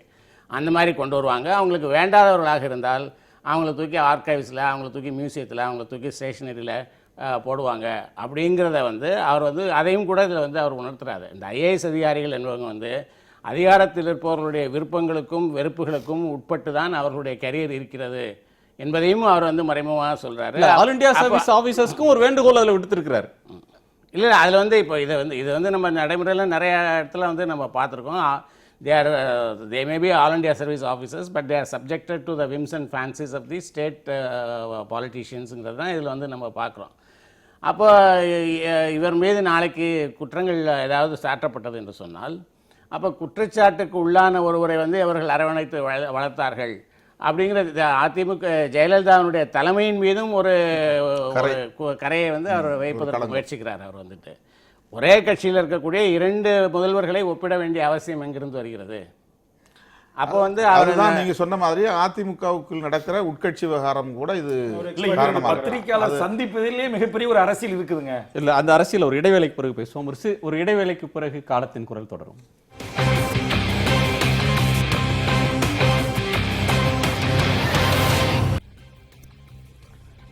Thiru Thirumavalavan, இது ஒரு அரசியல் இதற்கு பின்னால் இருக்கிறது அப்படின்றீங்க. அது சோதனைக்கு பின்னால் ஒரு அரசியல், ராம்மோகன் ராவ் பேசுவதற்கு பின்னாலும் அரசியல் அப்படின்றது. இதை மக்கள் எப்படி புரிந்து கொள்ளணும்? அது ஒரு தலைமைச் செயலாளராக இருந்தவர், முதலமைச்சரின் செயலாளராக 5 ஆண்டு காலம் இருந்தவர், ஒரு 32 ஆண்டு காலம் ஐஏஎஸ் அதிகாரியாக பணியாற்றின ஒருத்தர் என் உயிருக்கு ஆபத்துன்னு சொல்றதும், ஒரு கட்சிக்காரர் போன்று பேசுவதும் இன்றைக்கு பல மட்டங்களில் விமர்சனம் வருகிறது. அவர் பேசுவது வந்து ரைட் டு டிஃபென்ஸ், தன்னை தற்காத்துக் கொள்வதற்கு தன் மீதான பல்வேறு குற்றச்சாட்டுகள் ஊடகங்களில் வெளில வரும்போது அதற்கு பதில் சொல்ல வேண்டியவராக அவர் இருக்கிறார். தற்காப்புன்ற ஒரு பார்வை ஒரு பக்கம். இதை மக்கள் எப்படி புரிஞ்சுக்கணும்? இது வந்து ஒரு மாநில அரசுக்கும் மத்திய அரசுக்கு நடக்கிற ஒரு முரண் அப்படின்னு இதை பார்க்கிறதா, அல்லது மாநில அரசுக்குள் தனக்குடைய பிடியை இறுக்கிக் கொள்வதற்கு, தன்னை தற்காத்துக் கொள்வதற்கு இந்த பேச்சை ஊடகத்தின் மூலமாக பேசுகிறார்னு எடுத்துக்கணுமா? அதாவது இதில் 2 விஷயம் இருக்குங்க, 2 டைமென்ஷன் நம்ம பார்க்கணும். இப்போ நம்ம பொதுவாக என்ன பேசுகிறோம்னா சட்டவாதத்தை பேசுகிறோம். இது சட்டத்தில் உரிமை இருக்கா இல்லையா, அதிகாரம் இருக்கா இல்லையா, இவர் வந்து பேசலாமா பேசக்கூடாதா, இவர் என்ன அரசியல்வாதியா, இதெல்லாம் நம்ம எந்த பார்வையிலிருந்து பேசுகிறோம்னா ஒரு லீகல் ஆஸ்பெக்டில் இருந்து மட்டும், நிர்வாக பார்வை, அந்த சட்ட பார்வையிலிருந்து மட்டும் பார்க்குறோம். எல்லா பிரச்சனைகளுக்குமே அரசியல் பார்வைங்கிறது ஒன்று இருக்குது, ஒரு பொலிட்டிக்கல் டைமென்ஷன் இருக்குது. இப்போ வந்து மத்திய அரசாங்கம் வந்து நினைச்சா ஒரு இடத்துல ரைட் பண்ணலாம், அல்லது ரைட் பண்ண போகிற அதிகாரிகளை கூட நிறுத்தலாம். அந்த அதிகாரம் அவங்களுக்கு இருக்குது. அப்போது எதிர்க்கட்சியினுடைய நடவடிக்கைகளை வந்து கண்காணிப்பதும் எதிர்க்கட்சியினுடைய நடவடிக்கைகளை வந்து கட்டுப்படுத்துவதும் ஆளும் கட்சிக்கு மிக மிக இன்றியமையாத ஒரு தேவை. அது எந்த கட்சியாக இருந்தாலும், காங்கிரஸாக இருந்தாலும் சரி, பிஜேபி இருந்தாலும் சரி. நான் குறிப்பிட்ட ஒரு கட்சி மேலே குற்றம் சுமத்தலை. அப்போது அவங்க தமிழ்நாட்டில் வந்து ஒரு பலவீனமான சூழல், அதிமுக என்கிற ஆளுங்கட்சியினுடைய ஒரு முக்கியமான தலைவர், அது பொதுச் செயலாளர் இறந்துட்டாங்க.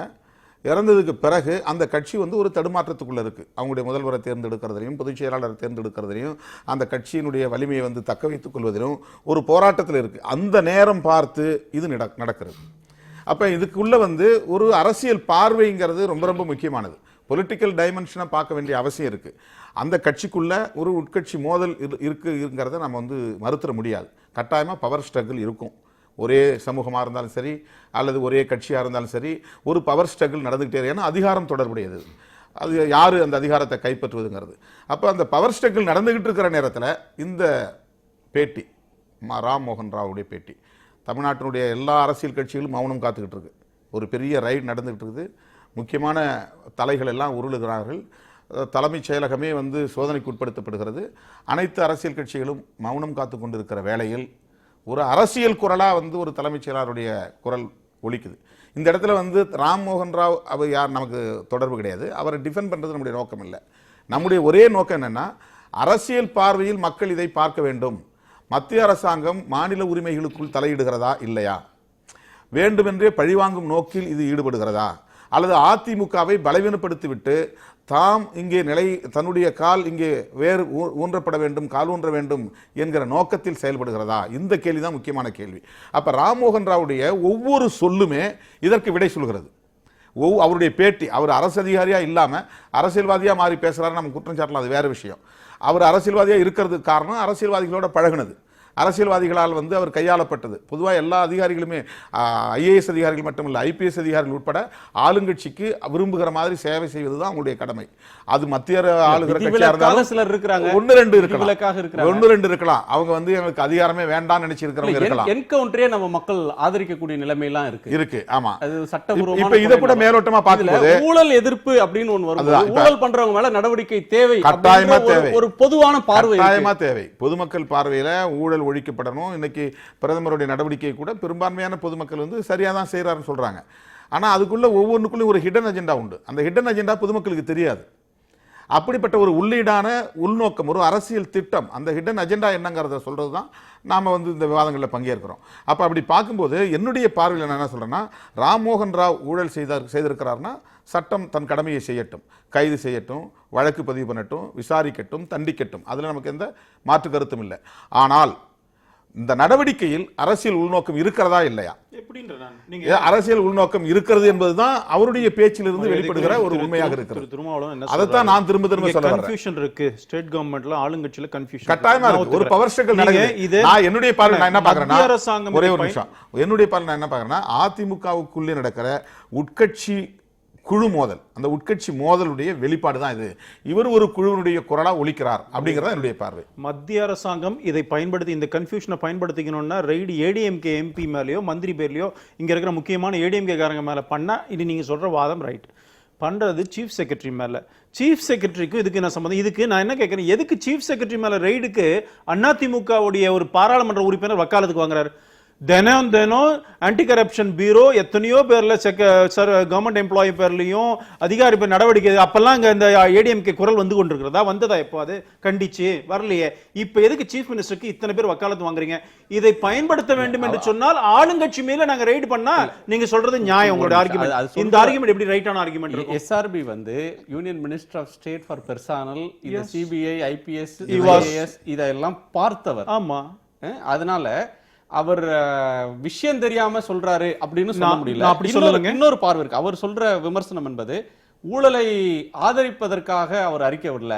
அவர் சொல்ற ஒரு கருத்து, அவர் பார்வையில வந்து மாநில அரசின் அதிகார வரம்புக்குள் தலையிடுகிறார்கள், முதலமைச்சருக்கு சொல்லி இருக்க வேண்டும், அரசுக்கு தெரியப்படுத்தி இருக்கணும்ன்றதான் அவர் மீண்டும் மீண்டும் சொல்ற ஒரு கருத்து. இதே திரு எஸ்ஆர்பி அவர்கள் ராம்மோகன் ராவ் மேல அந்த ரெய்டுக்கு கண்டம் பண்றாரு. நாகராஜன் பேர்ல ரெய்டுக்கு ஏங்க கண்டம் பண்ணல? ஐஏஎஸ் ஆஃபீஸர் தானே, அவரும் இப்பதானே ரைட் பண்ணாங்க, ஏன் பண்ணல?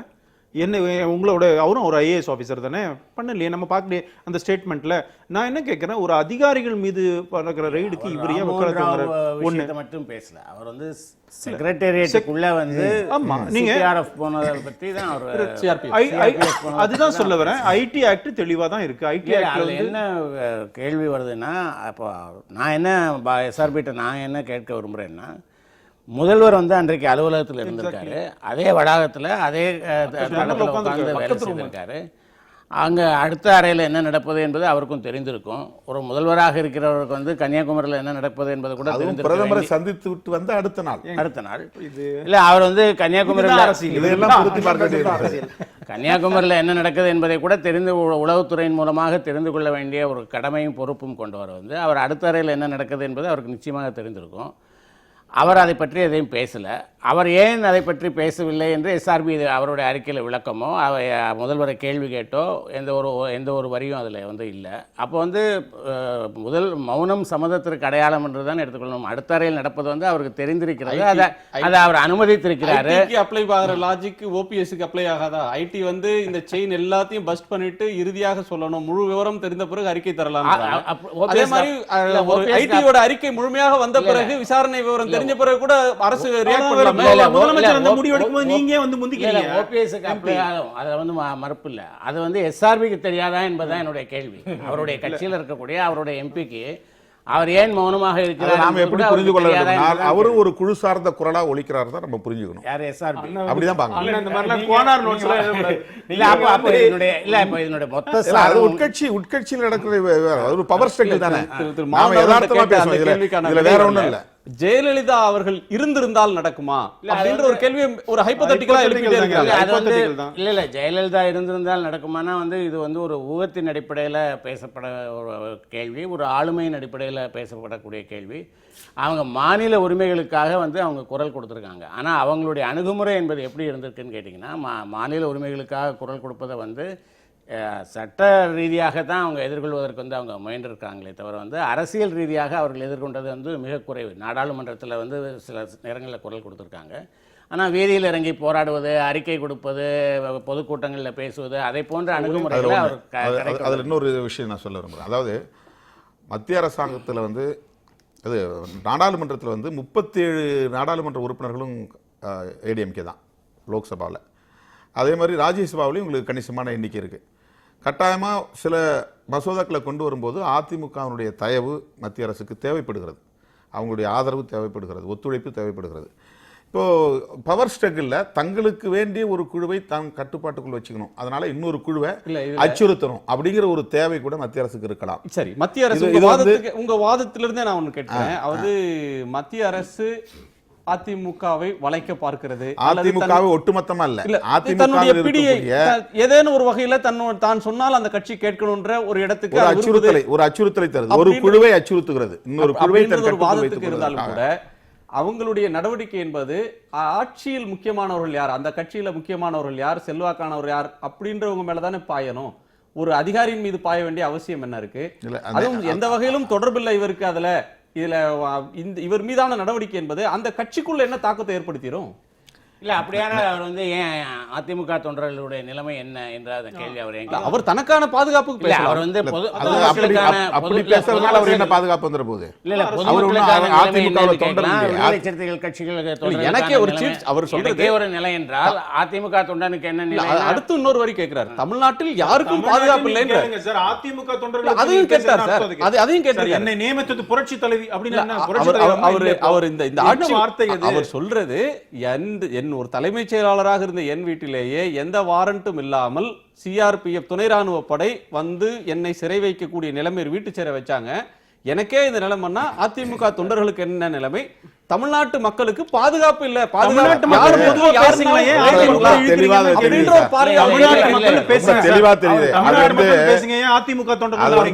மக்களுக்கு பாதிப்பு இல்லைன்னு சொல்ல வரல அவரு. யாருக்கும் பாதுகாப்பு இல்லைன்றது அவர் சொல்றாரு. அவர் சொல்ற கருத்து இந்த பத்திரிகையாளர் சந்திப்பின் ஊடாக நீங்க சொல்லுகின்ற ஒன்று ஆட்சி அதிகாரத்தில் இருப்பவர்களையோ அல்லது கட்சியின் அதிகாரத்தில் இருப்பவர்களையோ நான் சில சொல்ல வேண்டிய செய்திகளை சொன்னால் அல்லது எனக்கே இந்த நிலைமை ஏற்பட்டால் இதில் உங்களுக்கும் நாளைக்கு பாதுகாப்பு இல்லை என்பதை மறைமுகமாக ஆட்சியாளர்கள் கட்சியிலேயே அவர் த்ரெட்டன் பண்றாரு. அதாவது அது வந்து ஒரு இது அவர் இதான் பண்றாரு. அவர் செய்ய வேண்டியது ராஜேந்திர பாலாஜி நடவடிக்கை தான் செய்யறாரு. அதுதான் அது பிரஸ் மீட்ல சொல்லி தான் சொல்லணுமா? அது அவங்களுக்கு தெரியாதா? கண்டிப்பா அவங்க வந்து அவங்க ஆதரவு வந்திருக்காது. வெறும் பியூரோக்ராட் ஒரு விக்டிம் வாய்ஸா இல்ல, ஒரு விக்டிம் வாய்ஸா இல்ல, அது ஒரு பியூரோக்ராட் வாய்ஸா இல்ல, அது ஒரு பொலிட்டிக்கல் வாய்ஸ், அது ஒரு டிப்ளமேட்டிக் வாய்ஸ். அது அப்படின்னா என்ன நடக்குதுன்னா நம்ம அடுத்து தெரிஞ்சுக்க வேண்டியது நிச்சயமா இது வந்து அதிமுகவுக்குள்ளே நடக்கிற ஒரு உட்கட்சி பிரச்சனை தான். அது அதனுடைய வெளிப்பாடு தான். உண்மையிலே அவருக்கு ஒரு பாதிப்பு இருந்து உயிருக்கு அச்சுறுத்தல் இருந்தா மறுநாள் பத்திரிகையாளர் சந்திக்க வேண்டியதானே, இல்ல அன்னைக்கே சந்திக்க வேண்டியதானே? அது என்னைக்குன்றது அவர் கன்வீனியன்ஸ் தானே. அது அப்படி ஏன் காலையில சந்திக்கல, ஏன் மாலையில சந்திக்கல கேட்க முடியல. எனக்கு தெரிஞ்சு பாருங்க, வந்து யார் தமிழக மக்களை எச்சரிக்கல, யாரையோ ஆளுங்கட்சியை சார்ந்தவரை எச்சரிக்கிறார். நான் சொல்றேன் அதாங்க பாயிண்ட்.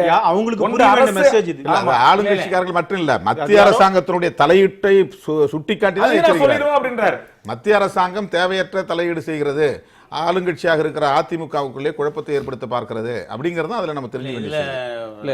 எனக்கு திருமாவளவனுக்கு அவர் சொன்னாரு, இந்த வந்து அதிமுக வந்து 2 பிரிவுகளாக அல்லது குழுக்களாக வைத்து அதை வந்து அவங்க பிஜேபி வந்து ஒரு குழுவை தனக்கு ஆதரவாக இல்லை என்றாலும் உருவாக்குவாங்க, திருப்பிக் கொள்வதற்கு முயற்சிக்கிற என்று அதை போல ஒரு கருத்தை அவர் சொன்னார். ஆனால் இன்னொரு கோணத்திலிருந்து நம்ம பார்க்கலாம் என்று நான் நினைக்கிறேன். அதாவது 2017 வந்து ஜனாதிபதியினுடைய தேர்தல் வரப்போகிறது. ஜனாதிபதி தேர்தலில் வந்து 48 எம்பிக்களும் 134 எம்எல்ஏக்களுடைய ஓட்டு என்பது வந்து ஒரு கணிசமான ஓட்டு. எனக்கு கிடைத்திருக்கிற தகவல் நம்பக்கூடிய தகவலாக இருந்தால் அடுத்த ஜனாதிபதியினுடைய வேட்பாளர் ஒரு தென்னிந்தியாவிலிருந்து வரக்கூடிய ஒரு அரசியல் சார்பற்ற ஒரு வேட்பாளர் என்று ஒரு பேச்சு உலவுகிறது. அப்போ பிஜேபியினுடைய அரசியல் சார்ந்த ஒரு வேட்பாளர் வராத பட்சத்தில் வந்து அதற்கான ஆதரவை வந்து பிஜேபி தனக்குடைய ஒரு ஆதரவை வந்து சிதைந்து போவதற்கு அது விடாது என்று நான் நினைக்கிறேன். இந்த 134 + 48 என்பது ஒரு முக்கியமான ஓட்டு எண்ணிக்கையாக இருக்கிறதுனால அதிமுகவை இந்த மாதிரி ஏதாவது ப்ரெஷர் பண்ணிக்கொண்டே இருப்பார்களே தவிர அது உடைவதற்கு வந்து அல்லது அதை ஒரு அணி பிரிச்சு அதுல ஒரு குரூப்பை வந்து இன்ஃப்ளூயன்ஸ் பண்ண மாட்டாங்க, மொத்த கட்சியையும் அவர்கள் வந்து தங்கள் பிடிக்குள்ள வைத்துக் கொள்வாங்க அப்படின்னு சொல்ல வர்றீங்க. ஆமா, அச்சுறுத்துதலை அதான் இருக்கலாம்ன்றார் சார். அதான் உண்மை. ஒரு பொலிட்டிக்கல் இன்டர்வென்ஷன் இருக்குங்கிறதா அதுல நாம வந்து உணர வேண்டியதா இருக்கு. பாரதிய ஜனதா கட்சிக்கு அந்த அவசியம் இல்லைங்கிறதா என்னுடைய பாயிண்ட். என்ன நீங்க வந்து இங்க இருக்கிற குழப்பத்துக்கு மத்திய அரசாங்கத்தை குறை சொல்வது ஒரு விதத்திலும் நியாயம் கிடையாது. நீங்க வந்து சீஃப் செக்ரட்டரி வந்து அவர் தெளிவா எதுக்காக ஒரு முதலமைச்சர் இழுக்கிறாரு, செல்வி ஜெயலலிதா அவர்கள் கண்டிச்சாங்க. அது செக்ரட்டரியேட்ல ரெய்டு பண்ண உடனே ஓபிஎஸ் எதுக்கு வக்காலத்து, இது என்ன ஸ்டேட் கவர்மெண்ட் இருக்கா அப்படிங்கிற மாதிரிலாம் பேசியிருக்கிறார். அப்போ என்ன அர்த்தம் எனக்கு அது புரியல. அதுல தான் ஏதோ ரீடிங் பிட்வீன் தி லைன்ஸ் நம்ம புரிந்து கொள்ள ஏதோ ஒரு விஷயம் இருக்கிறது என்பதை நான் அதனால தான் சொல்றேன். இது அரசியல், அது ஊகம். பிஜேபி மீதான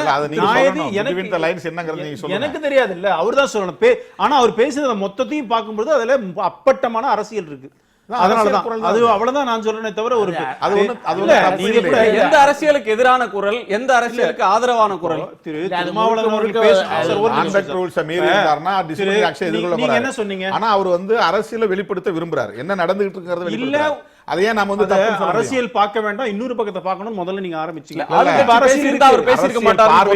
நான் சொல்றேன், வெறும் சட்டவாதமா பார்க்க கூடாது, இதுக்குள்ள ஒரு பொலிட்டிக்கல் டைமென்ஷன் இருக்கு. நாளைக்கு ஆளுங்கட்சி முதலமைச்சர் சைட்லயோ இல்ல அண்ணன் சொல்ற மாதிரி இன்னொரு குழுவினுடைய ஆதரவோ இவர் கிடைக்கிறது என்று சொன்னால் நிச்சயமாக இதை முதன்மை செயலாளரோடு மத்திய அரசு அதிகார மையத்தில் இருந்தவர்கள் தமிழ்நாடு அரசோடு எந்த விதத்தில் நெருக்கமாக கைகோர்த்தார்கள், எந்த விதத்தில் அவர்கள் பலனடைந்தார்கள் என்பதை கூட இவர் பகிரங்கப்படுத்துவதற்கான வாய்ப்புகள் இருக்கிறதா நான் இங்க பதிவு செய்கிறேன்.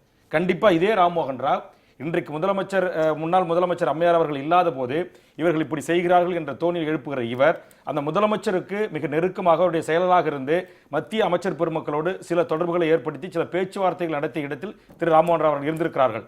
இன்றைக்கு தமிழக அரசையே இப்படி கேள்வி எழுப்பக்கூடியவர்கள், ஒரு முதலமைச்சரையே பார்த்து முதலமைச்சர் இருக்குதா, ஒரு அரசு இருக்குதான் கேள்வி எழுப்புறவர், நாளைக்கு நீங்க மட்டும் யோக்கியமா என்று மத்திய அமைச்சர்கள் மீதும் இவர்கள் கை நீட்டுவதற்கான வாய்ப்புகளை இவர் உருவாக்குவதற்கான முதல் படி தான் இது. எல்லாமே ஊகம் தான். யூகம் இல்ல, நான் சொல்றேன் நடக்குதா இல்லையா பாருங்க. இல்ல, ஊகத்தை நாம் விவாதமா பேசிட்டு இருக்கிறோம். யூகங்களா இருந்தாலும் ஒரு உண்மை என்னன்னா அரசியல் தலையீடு இருக்கு, மத்திய அரசாங்கத்தினுடைய தலையீடு இருக்கு அப்படிங்கிறது தான். அதை வந்து நீங்க மறுக்கிறீங்களா? நான் மறுக்கல. இல்ல அந்த ரெட்டி அது அவர் மறுக்கிறார், ராகவன் மறுக்கிறார். என்ன பிரஷர் இருக்கு? ராகவன் மறுக்கிறார். நான் உங்களை கேட்கிறது சரி, உங்களோட நான் வாதத்தை மறுக்கிறேன். ஏன் மறுக்கிறேன்னா இந்த ரெட்டி அவர்னா பொலிட்டிக்கல் இவர அவர் பேர்ல ஆக்ஷன் எடுத்தாங்க. நாம அவரை பத்தி பேசல. இல்ல அதனால இது வந்து நான் பேசணும் சொல்லல. ராம்மோகன் ராவ் நீங்க பேட்டியில ஒரு அரசியல்வாதி மேலயோ ராம்மோகன் ராவுக்கு சரி இன்ஃபர் பண்றீங்க, அதுல ஏதோ அரசியல் இருக்குன்னு. சாதாரண எத்தனையோ பேர் அரெஸ்ட் பண்ணிருக்கிறோமே. கோஆபரேட்டிவ் சொசைட்டில இருக்கிற அந்த போர்டுல இருக்கிற டைரக்டரை எல்லா இடத்துலயும் இன்ட்ரோகேட் பண்ணி அரசியலே இல்லை, அரசியலுக்கு அப்பாற்ப இன்னைக்கு கூட மாயாவதி தமிழ்நாடு அரசியல்ல அந்த இவரு அந்த ரெட்டி அவரையும் கூட இன்ட்ரோகேட் பண்ணோம். அப்ப அதுல என்ன அரசியல் இருக்குது? சொல்ல வரேன். சட்டத்தின் கரம் எல்லாருமே நீளுது. அவர் வந்து பகிரங்கமா கொள்ளையடிச்சிருக்காரு. அவர் டைரியில என்ன இருக்கு அவ்வளவுதாங்க. அதே மாதிரி சொல்றீங்க. இவர் ஒரு மக்களுடைய வரி பணத்தில் சம்பளம் வாங்குற ஒரு 4 அரசு ஊழியர்களுக்கு தலைமை பொறுப்பில் இருக்கிற எல்லா அரசு ஊழியர் தவறு செய்யற அரசு ஊழியர்கள் மீதும் இருக்கா? வேற மாநிலத்தில் இருக்கக்கூடிய அரசு ஊழியர்கள் மேல இந்த மாதிரியான புகார்கள் இல்லையா? மூத்த அதிகாரிகள் மேல அவங்க மேல எல்லாம் இதே அளவுக்கான வீரியத்தோட நடவடிக்கை இருக்குதா அப்படின்றதெல்லாம் விடை தெரியாத கேள்விகளா இருந்துகிட்டே இருக்கு. ஏன் வந்து கெஜ்ரிவால் தொடர்ந்து சொல்லிட்டு இருக்கிறார் என்னுடைய மாநிலத்துல தலையிடுறாங்க, அதிகாரத்தை இது பண்றாங்க. மம்தா பானர்ஜி தொடர்ந்து சொல்லிட்டு இருக்காங்க. இன்றைக்கு தமிழ்நாட்டுல இந்த குரல் லேசா வருது.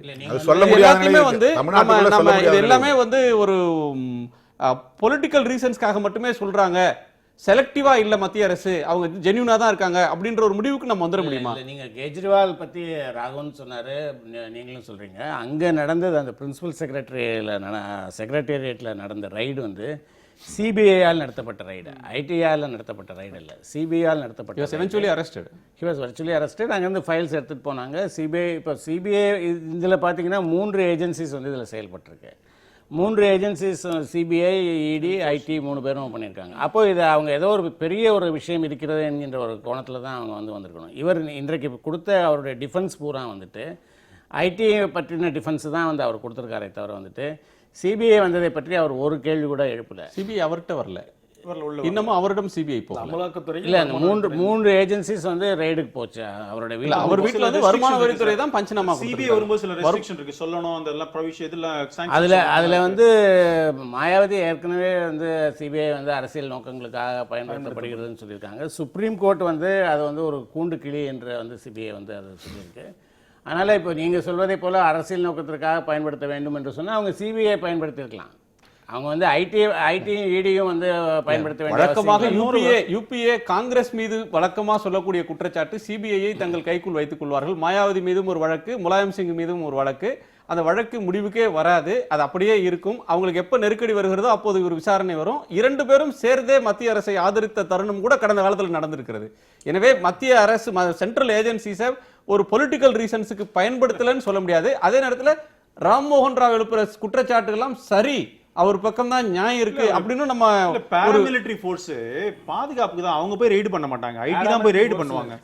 சிஆர்பிஎஃப் ஃபோர்ஸ் வந்து குறை சொல்ற துப்பாக்கில அவங்க எல்லாம் கேட்டோட நிற்கிறாங்க. தமிழ்நாடு போலீஸை யூஸ் பண்ண முடியாது. நேச்சுரலா பாஸே இவர் தான். அதனால என்னமோ இவங்க வீட்டுக்குள்ள போய் எல்லா பேராது சிஆர்பிஎஃப் போய் துப்பாக்கி வச்சுன்னு மிரட்டின மாதிரி ஒரு அதுதான் அரசியல் பேச்சு. அந்த மாதிரி நடந்த மாதிரி காட்டுறாரு. பட் அவங்க பாதுகாப்புக்கு தான் போறாங்க. உள்ள போனதெல்லாம் ஐடி. இப்போ உங்களோட ஒரே ஒரு கேள்வி, நீங்க இந்த ரைடு மூலியமா நீங்க தமிழ்நாட்டில் கோடிக்கணக்கான பணத்தை கைப்பற்றுறீங்க. குறிப்பா 2000 தாள் கைப்பற்றுறீங்க. 2000 ரூபாய்க்கு சாதாரண ஒரு கடைக்கோடி மனிதன் வரிசையில் நின்று சாவரா 120 பேருக்கு மேலே இந்தியாவில். இப்போ இத்தனை கோடி ரூபாய் கைப்பற்றப்பட்டிருக்கு. இது யாரு கொடுத்தது? எந்த ஆள்? ஒரு ரிசர்வ் பேங்கே கொடுக்குறேன். அந்த ரிசர்வ் பேங்க்கு யார் உத்தரவு போடாமல் அத்தனை கோடி ரூபாய் கொடுக்க முடியும்? ரெட்டி சாகர் வீட்டுக்கு எப்படி வர முடியும்? இன்னைக்கு 56 கோடி ரூபாய் கோயம்புத்தூர் பிடிச்சிருக்காங்கன்னு சொல்றாங்க. நேற்றுக்கு 32 லட்சம் ரூபாய் பிடிக்கிறாங்க. அப்போ இந்த பணம் யார் மூலியமாக இவர்கள் வீட்டுக்கு வந்தது? இது எப்படி வங்கியிலிருந்து எடுக்கப்பட்டது? இதற்கு பின்புலமாக இருந்து உத்தரவிட்டவர்கள் யார் வேண்டிய சொல்ல வேண்டிய பொறுப்பு தார்மீக கடமை சொல்ல மாட்டேன்றீங்களா? நீங்க திரு மலன் அவர்கள் சொன்னது போலதான். ஏன் வந்து இப்ப ரிப்போர்ட் கொடுக்கலன்னு சொன்னா இது தொடர்ச்சியான விஷயமா இருக்கும். அங்க போய் முடிகிற விஷயம் இல்ல. அதனால அது என்னைக்கு அது முடியும்ன்ற ஸ்டேஜ் வரும்போது எல்லாருக்கும் ஐடி டிபார்ட்மெண்ட் கொடுப்பாங்க. நீங்க தனிநபர்களுக்கு கூட ஒரு சலுகை இருக்கலாம். தனிநபர் இல்ல மிஸ்டர் ராகுனா, இவரு அவரை மாத்திரம் போய் டார்கெட் பண்ணல. இது தொடர்ச்சியான வேற ஒரு பரிமாணம் எங்க இருந்து வருதுன்னு சொன்னா, தனிநபரா ஒரு ஐஏஎஸ் அதிகாரி வீட்டுல, ராகவன் வீட்டுல, நாகராஜன் வீட்டுல ரெய்ட் நடக்கிறது அப்படின்றது வேற. தலைமைச் செயலகத்துக்குள்ள போய் ரெய்டு ஐடி ஆபீசர்ஸ் பண்றப்ப தமிழ்நாட்டு மக்களுக்கு ஒரு இது வரும். எல்லாருமே நீங்க ஏன் ஒரு தலைமைச் shocking செயலகத்துல ஒரு ரெய்ட் நடக்கிறப்ப அவர் இந்த வீட்டுல காரணத்துக்காக போனப்ப இந்த சாதனை நடந்தது. அவர் பையன் விட்டு அவரை சொல்றீங்க 13 இடத்துல மீக்கி 11 இடங்கள்ல எவ்வளவு பொருள் கைப்பற்றப்படுது, எவ்வளவு தங்கம் கைப்பற்றப்படுது, எத்தனை கோடி ரூபாய் பணம் கைப்பற்றப்படுது, வருமான யார் வரித்துறை சொல்லல? தான் சொல்லணும். அதான் சொல்லலாம். யார் சொல்லணும் தான் கேக்குறேன். மக்களுக்கு ஒரு இயற்கையான ஒரு கேள்வி வருது சந்தேகம். இல்ல? எதற்காக சோதனை நடந்ததுன்னு சொல்ல வேண்டிய ஒரு தார்மீக பத்திரிகை ஐடிக்கே இருக்கு. அதுல இல்ல, பத்திரிகை போறாங்க பலாயிரம் கோடி கைப்பற்றப்படுதுன்னு சொல்றாங்க. அவர் சொல்றது 1,12,000 தான் சொல்றாரு. திரு ராம்மோகன் ராவ் அந்த இதையே காமிச்சார். மஹாஜர் சீஷர் மஹாஜர் அது என்ன பண்ணாங்கன்னு குட்டுதானோ அது ரெண்டு இடத்துல தான் கொடுத்திருக்காங்க. மீதி இடத்துல ஏன் ஒரு கொடுக்கல? நிமிஷம் இது கொடுத்திருப்பாங்க. அப்ப எல்லா அவரு எல்லாம் damage பரிமாற்ற ஆகுதுல்ல? செயலாளர் கொடுத்திருப்பாங்க. சார், இது வந்து 1,32,000 தான் கைப்பற்றப்பட்டதுன்னா வெளியில வந்த செய்திகள் எல்லாம் அவர் டேமேஜ் பண்ணது இல்ல. ஒரு நிமிஷம் இது டிஸ்ப்ரொபோர்ஷனல் பல நூறு கோடிகள் இருந்ததாகவும். இல்ல இது வந்து டிஸ்ப்ரொபோர்ஷனல் அசெட் கேஸோ பிரெவென்ஷன் ஆஃப் கரப்ஷன் ஆக்ட்ல போல அவர்கள் இந்த ஏற்கனவே நடந்த ரெய்ட்ல கிடைச்ச தகவல் அடிப்படையில் போயிருக்காங்க. அதனால அதனோட கன்க்ளூஷன் எப்போ வருமோ அது நிச்சயமா சொல்லுவாங்க. எதுவா இருந்தாலும் அந்த வீட்டுல இருந்து எடுத்ததெல்லாம் சீஷர் மாஜர் கொடுக்கணும், கொடுத்துருக்காங்க, கொடுக்காம இல்ல தொடர்ச்சி இருக்கலாம். இன்னொரு அம்சத்தை நீங்க கவனிச்சிங்களான்னு தெரியல. அவர் வந்து மமதா பானர்ஜிக்கு நன்றி சொல்றாரு, ராகுல் காந்திக்கு நன்றி சொல்றாரு. இது ரைட் நடந்து கொண்டு இருக்கும் போதே வந்து ஸ்டாலின் அவர்கள் வந்து ஒரு அறிக்கை கொடுத்தார். இது வந்து தமிழகத்தினுடைய மாண்புக்கே வந்து தலைக்குனிவாக இருக்கிறது என்று ஒரு தலைமைச் செயலகத்தில் நடக்கிறது. தலைமைச் செயலகத்தில் நடக்கிறது. அவருக்கு நன்றி சொல்லல. அது சொன்னார். அவருக்கு நன்றியோ அது அந்த மாதிரி ஒரு ஸ்டேட்மெண்ட் வந்ததை பற்றியோ ஒரு அக்னாலஜ்மெண்ட் இல்லை. எஸ்ஆர் பாலசுப்ரமணியத்துக்கு நன்றி இல்ல இல்ல சொல்லல. அதுல மு.க. ஸ்டாலின் அவர்களுடைய அறிக்கை என்பது மாண்புக்கு இழுக்குன்னு சொன்னதோட அவர் கைது பண்ணல. ஐடி ரெய்டை விமர்சிக்கல. இல்ல, இல்ல அவர் சொன்னது இப்படி ஒரு நிலைமைக்கு நீங்க ஆளாகிட்டீங்களேன்னு சொல்லி இவங்கள தான் அவர் குறை சொல்றாரு. மம்தா சொன்னது ஐடியை சொல்லல அவர். மேல அவர் ராம்மோகன் ராவ் கைது பண்ண சொல்றாரு. சிஆர்பிஎஃப் வந்து பயன்படுத்துவது தவறு என்று அவங்க சொன்னாங்க. ஏன் சொன்னாங்கன்னா வங்காளத்தில் அதே போல 3 இடங்களில் ரைடு நடந்த போது சிஆர்பிஎஃப் வந்து பயன்படுத்தப்பட்டது. அப்போ மாநில போலீஸ் மீது நம்பிக்கை இல்லை என்றால் தான் நீங்கள் வந்து அதை பயன்படுத்தணும். அதை நீங்கள் வந்து எப்படி என்ன கேட்காம நீங்கள் பயன்படுத்தலாம் என்று அவங்க சொன்னாங்க. இங்கேயும் தலைமைச் செயலகத்துக்குள்ளே சிஆர்பிஎஃப் வந்தது என்பது தான் க்ரக்ஸ் ஆஃப் த மேட்ரு. அதை வந்து பற்றி அவர் ஸ்டாலின் அதை வந்து ஒரு தமிழகத்திற்கே ஒரு தலைக்குனிவு என்பதை பற்றி தலைக்குனிவு. எனவே ஓ பன்னீர்செல்வம் இதுக்கு விளக்கம் சொல்லணும். முதலமைச்சர் வந்து இதுக்கு விளக்கம் சொல்லணும். அவர் வந்து ஐடி ரெய்டால தலைக்குனிவுன்னு சொல்லல. ஐடி ரெய்டு வர்ற அளவுக்கான ஒரு சூழலை ஏற்படுத்திட்டீங்க அப்படின்னு இவங்கள தான் ப்ளேம் பண்றது தான் அந்த துணி தான் அவரோட அறிக்கையில் இருக்கு. அவர் நேரடியாக அந்த மாதிரி சொல்லலை. அவர் வந்து செக்ரட்டேரியட்டுக்கு சிஆர்பிஎஃப் வந்தது தவறு என்பதை போல தான் அவருடைய இல்ல இன்றைக்கு ஆனா வந்து அவர் தலைமைச் செயலாளர் டிஃபெண்ட் பண்ணல. அவர் ஐடி ரைட் அதனால நடந்தது அவர் சரிதான், முன்னுதாரணம் இருக்குன்றது டிஃபெண்ட் பண்ணல. அவங்களும் இவர் மேல வந்து ரைட் பண்ணது வந்து இல்ல. திருமாவளவன் இன்னைக்கு அவர் செய்தியாளர்கள்ட்ட ரியாக்ட் பண்ணும்போது கூட ஐடி ரைடுக்கு முன்னுதாரணம் இருக்கிறது, பல அதிகாரிகள் மேல செய்திருக்கிறாங்க, நடவடிக்கை ஆதாரம் இருந்தால் எடுக்க வேண்டியதுதான்றது அவங்களோட பார்வையாக இருக்கிறது. நாம் நிறைவு செய்யலாம். நீங்க திரும்ப இதுல ஒரு அரசியல் இருக்கிறது, அரசியல் பின்புலம் இருக்கிறது. இது ஒரு அதிகார வர்க்கத்தின் பார்வையாக அல்லது ஒரு நிர்வாக வார்த்தைகள்ல பார்க்க வேண்டாம், நீதி வார்த்தைகள்ல பார்க்க வேண்டாம், அரசியல் பார்வையில் இதை பார்க்கணும் அப்படின்ற ஒரு கருத்தை சொல்றீங்க. இன்றைக்கு இவர் சொல்றதன் மூலமாக இந்த ஒரு எச்சரிக்கை, மத்திய அரசின் மீதான கண்டனம், கடும் குற்றச்சாட்டு, உயிருக்கு ஆபத்துன்னு சொல்றதன் மூலமாக அவர் எதை சாதிச்சிட முடியும்?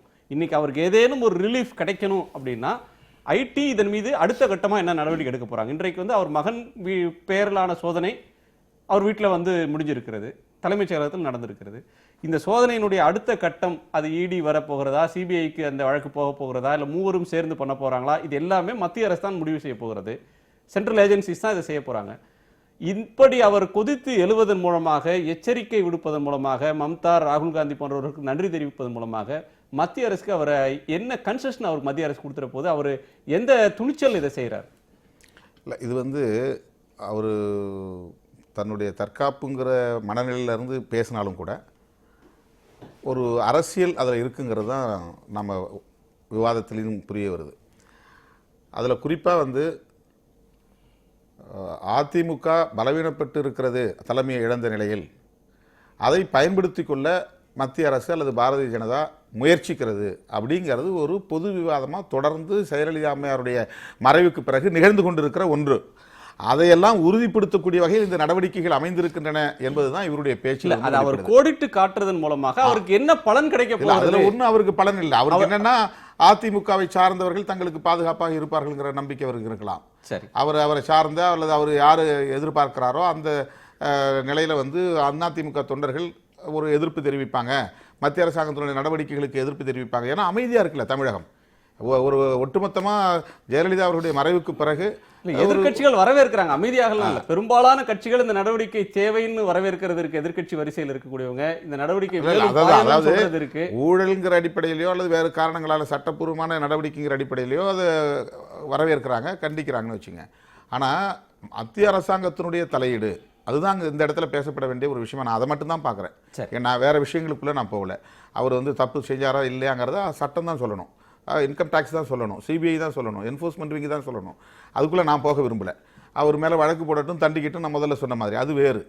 ஆனால் இந்த அசாதாரணமான ஒரு சூழல் இருக்குல்ல, இங்கே நிலவக்கூடிய ஒரு அரசியல் சூழல் இருக்குல்ல, இந்த அரசியல் சூழலை பயன்படுத்தி கொள்ள மத்திய அரசு துடிக்கிறதா என்பது தான். அதுக்கு வந்து விடை சொல்லக்கூடிய வகையில் ராம்மோகன் ராவுடைய பதில், அந்த பேட்டி, தலைமைச் செயலாளருடைய பேட்டி அமைந்திருக்கிறது. ஆகவே இங்கு உள்ள ஜனநாயக சக்திகள் அதில் கவனம் செலுத்த வேண்டும். மத்திய அரசாங்கத்தினுடைய தலையீடு, மாநில அரசினுடைய உரிமைகளின் தலையீடு, அந்த இது போன்ற நடவடிக்கைகளில் மத்திய அரசு எவ்வாறு செயல்படுகிறது என்பதையும் கவனிக்க வேண்டிய தேவை இருக்கிறது என்பதுதான். மத்திய அரசாங்கத்தோட தலையீடுன்னு சொல்லுவதே தவறு. ஏன்னா அவர் சென்ட்ரல் கவர்மெண்ட் எம்ப்ளாயி, அவர் முதல்ல சீஃப் செக்ரட்டரிங்கிற ஒரு சென்ட்ரல் சர்வீஸ்ல இருக்கிறார். அது ஒண்ணு. இன்னொன்னு, மத்திய அரசாங்கம் மாநில அரசாங்கத்தின் தலையீடாக இந்த தமிழக அரசு கருதவில்லை. உங்களுடைய எம்பி பேசட்டும், மாநில அரசாங்கம் அதனுடைய அமைச்சர்கள், அதனுடைய முதலமைச்சர் ஒன்றும் அப்படி பேசலையே. அதனால நீங்களா ஒண்ணு அதிமுக பொதுக்குழுக்கு பிறகு இந்த இதெல்லாம் விட தெரிஞ்சிடும். அதிமுக பொதுக்குழுக்கு பிறகு அதிமுக பொதுக்குழுக்கு பிறகு நாம் எழுப்பி இந்த கேள்விகளுக்கு எல்லாம் விட தெரியும். நிறைவு செய்யலாம். அதிமுக பொதுக்குழுவுக்கு அதிக நாள் இல்லை, இன்னும் சில நாட்கள் தான் இருக்கு. நாளை மறுதினம் தான். இந்த ராம்மோகன் ராவுடைய கருத்து என்பது எச்சரிக்கையா, தற்காப்புக்கு அவர் ஏந்தக்கூடிய கேடயமா, அல்லது வேற யாரேனும் எச்சரித்து மிரட்டி அதன் மூலமாக தன்னுடைய பாதுகாப்பை தேடுகிறாரா, அல்லது நெருக்கப்பட்ட நிலையில், சுற்றி வளைக்கப்பட்ட நிலையில தற்காப்புக்கு எழுப்பக்கூடிய ஒரு அபய குரலா அப்படின்றதெல்லாம் அடுத்து வரக்கூடிய நாட்களில் தெரியும். அரங்குக்கு வந்து பல்வேறு பார்வைகளை பகிர்ந்து கொண்டமைக்காக மிக்க நன்றி. மீண்டும் சந்திப்போம். இது காலத்தின் குரல், திக்கட்டும் பரவட்டும்.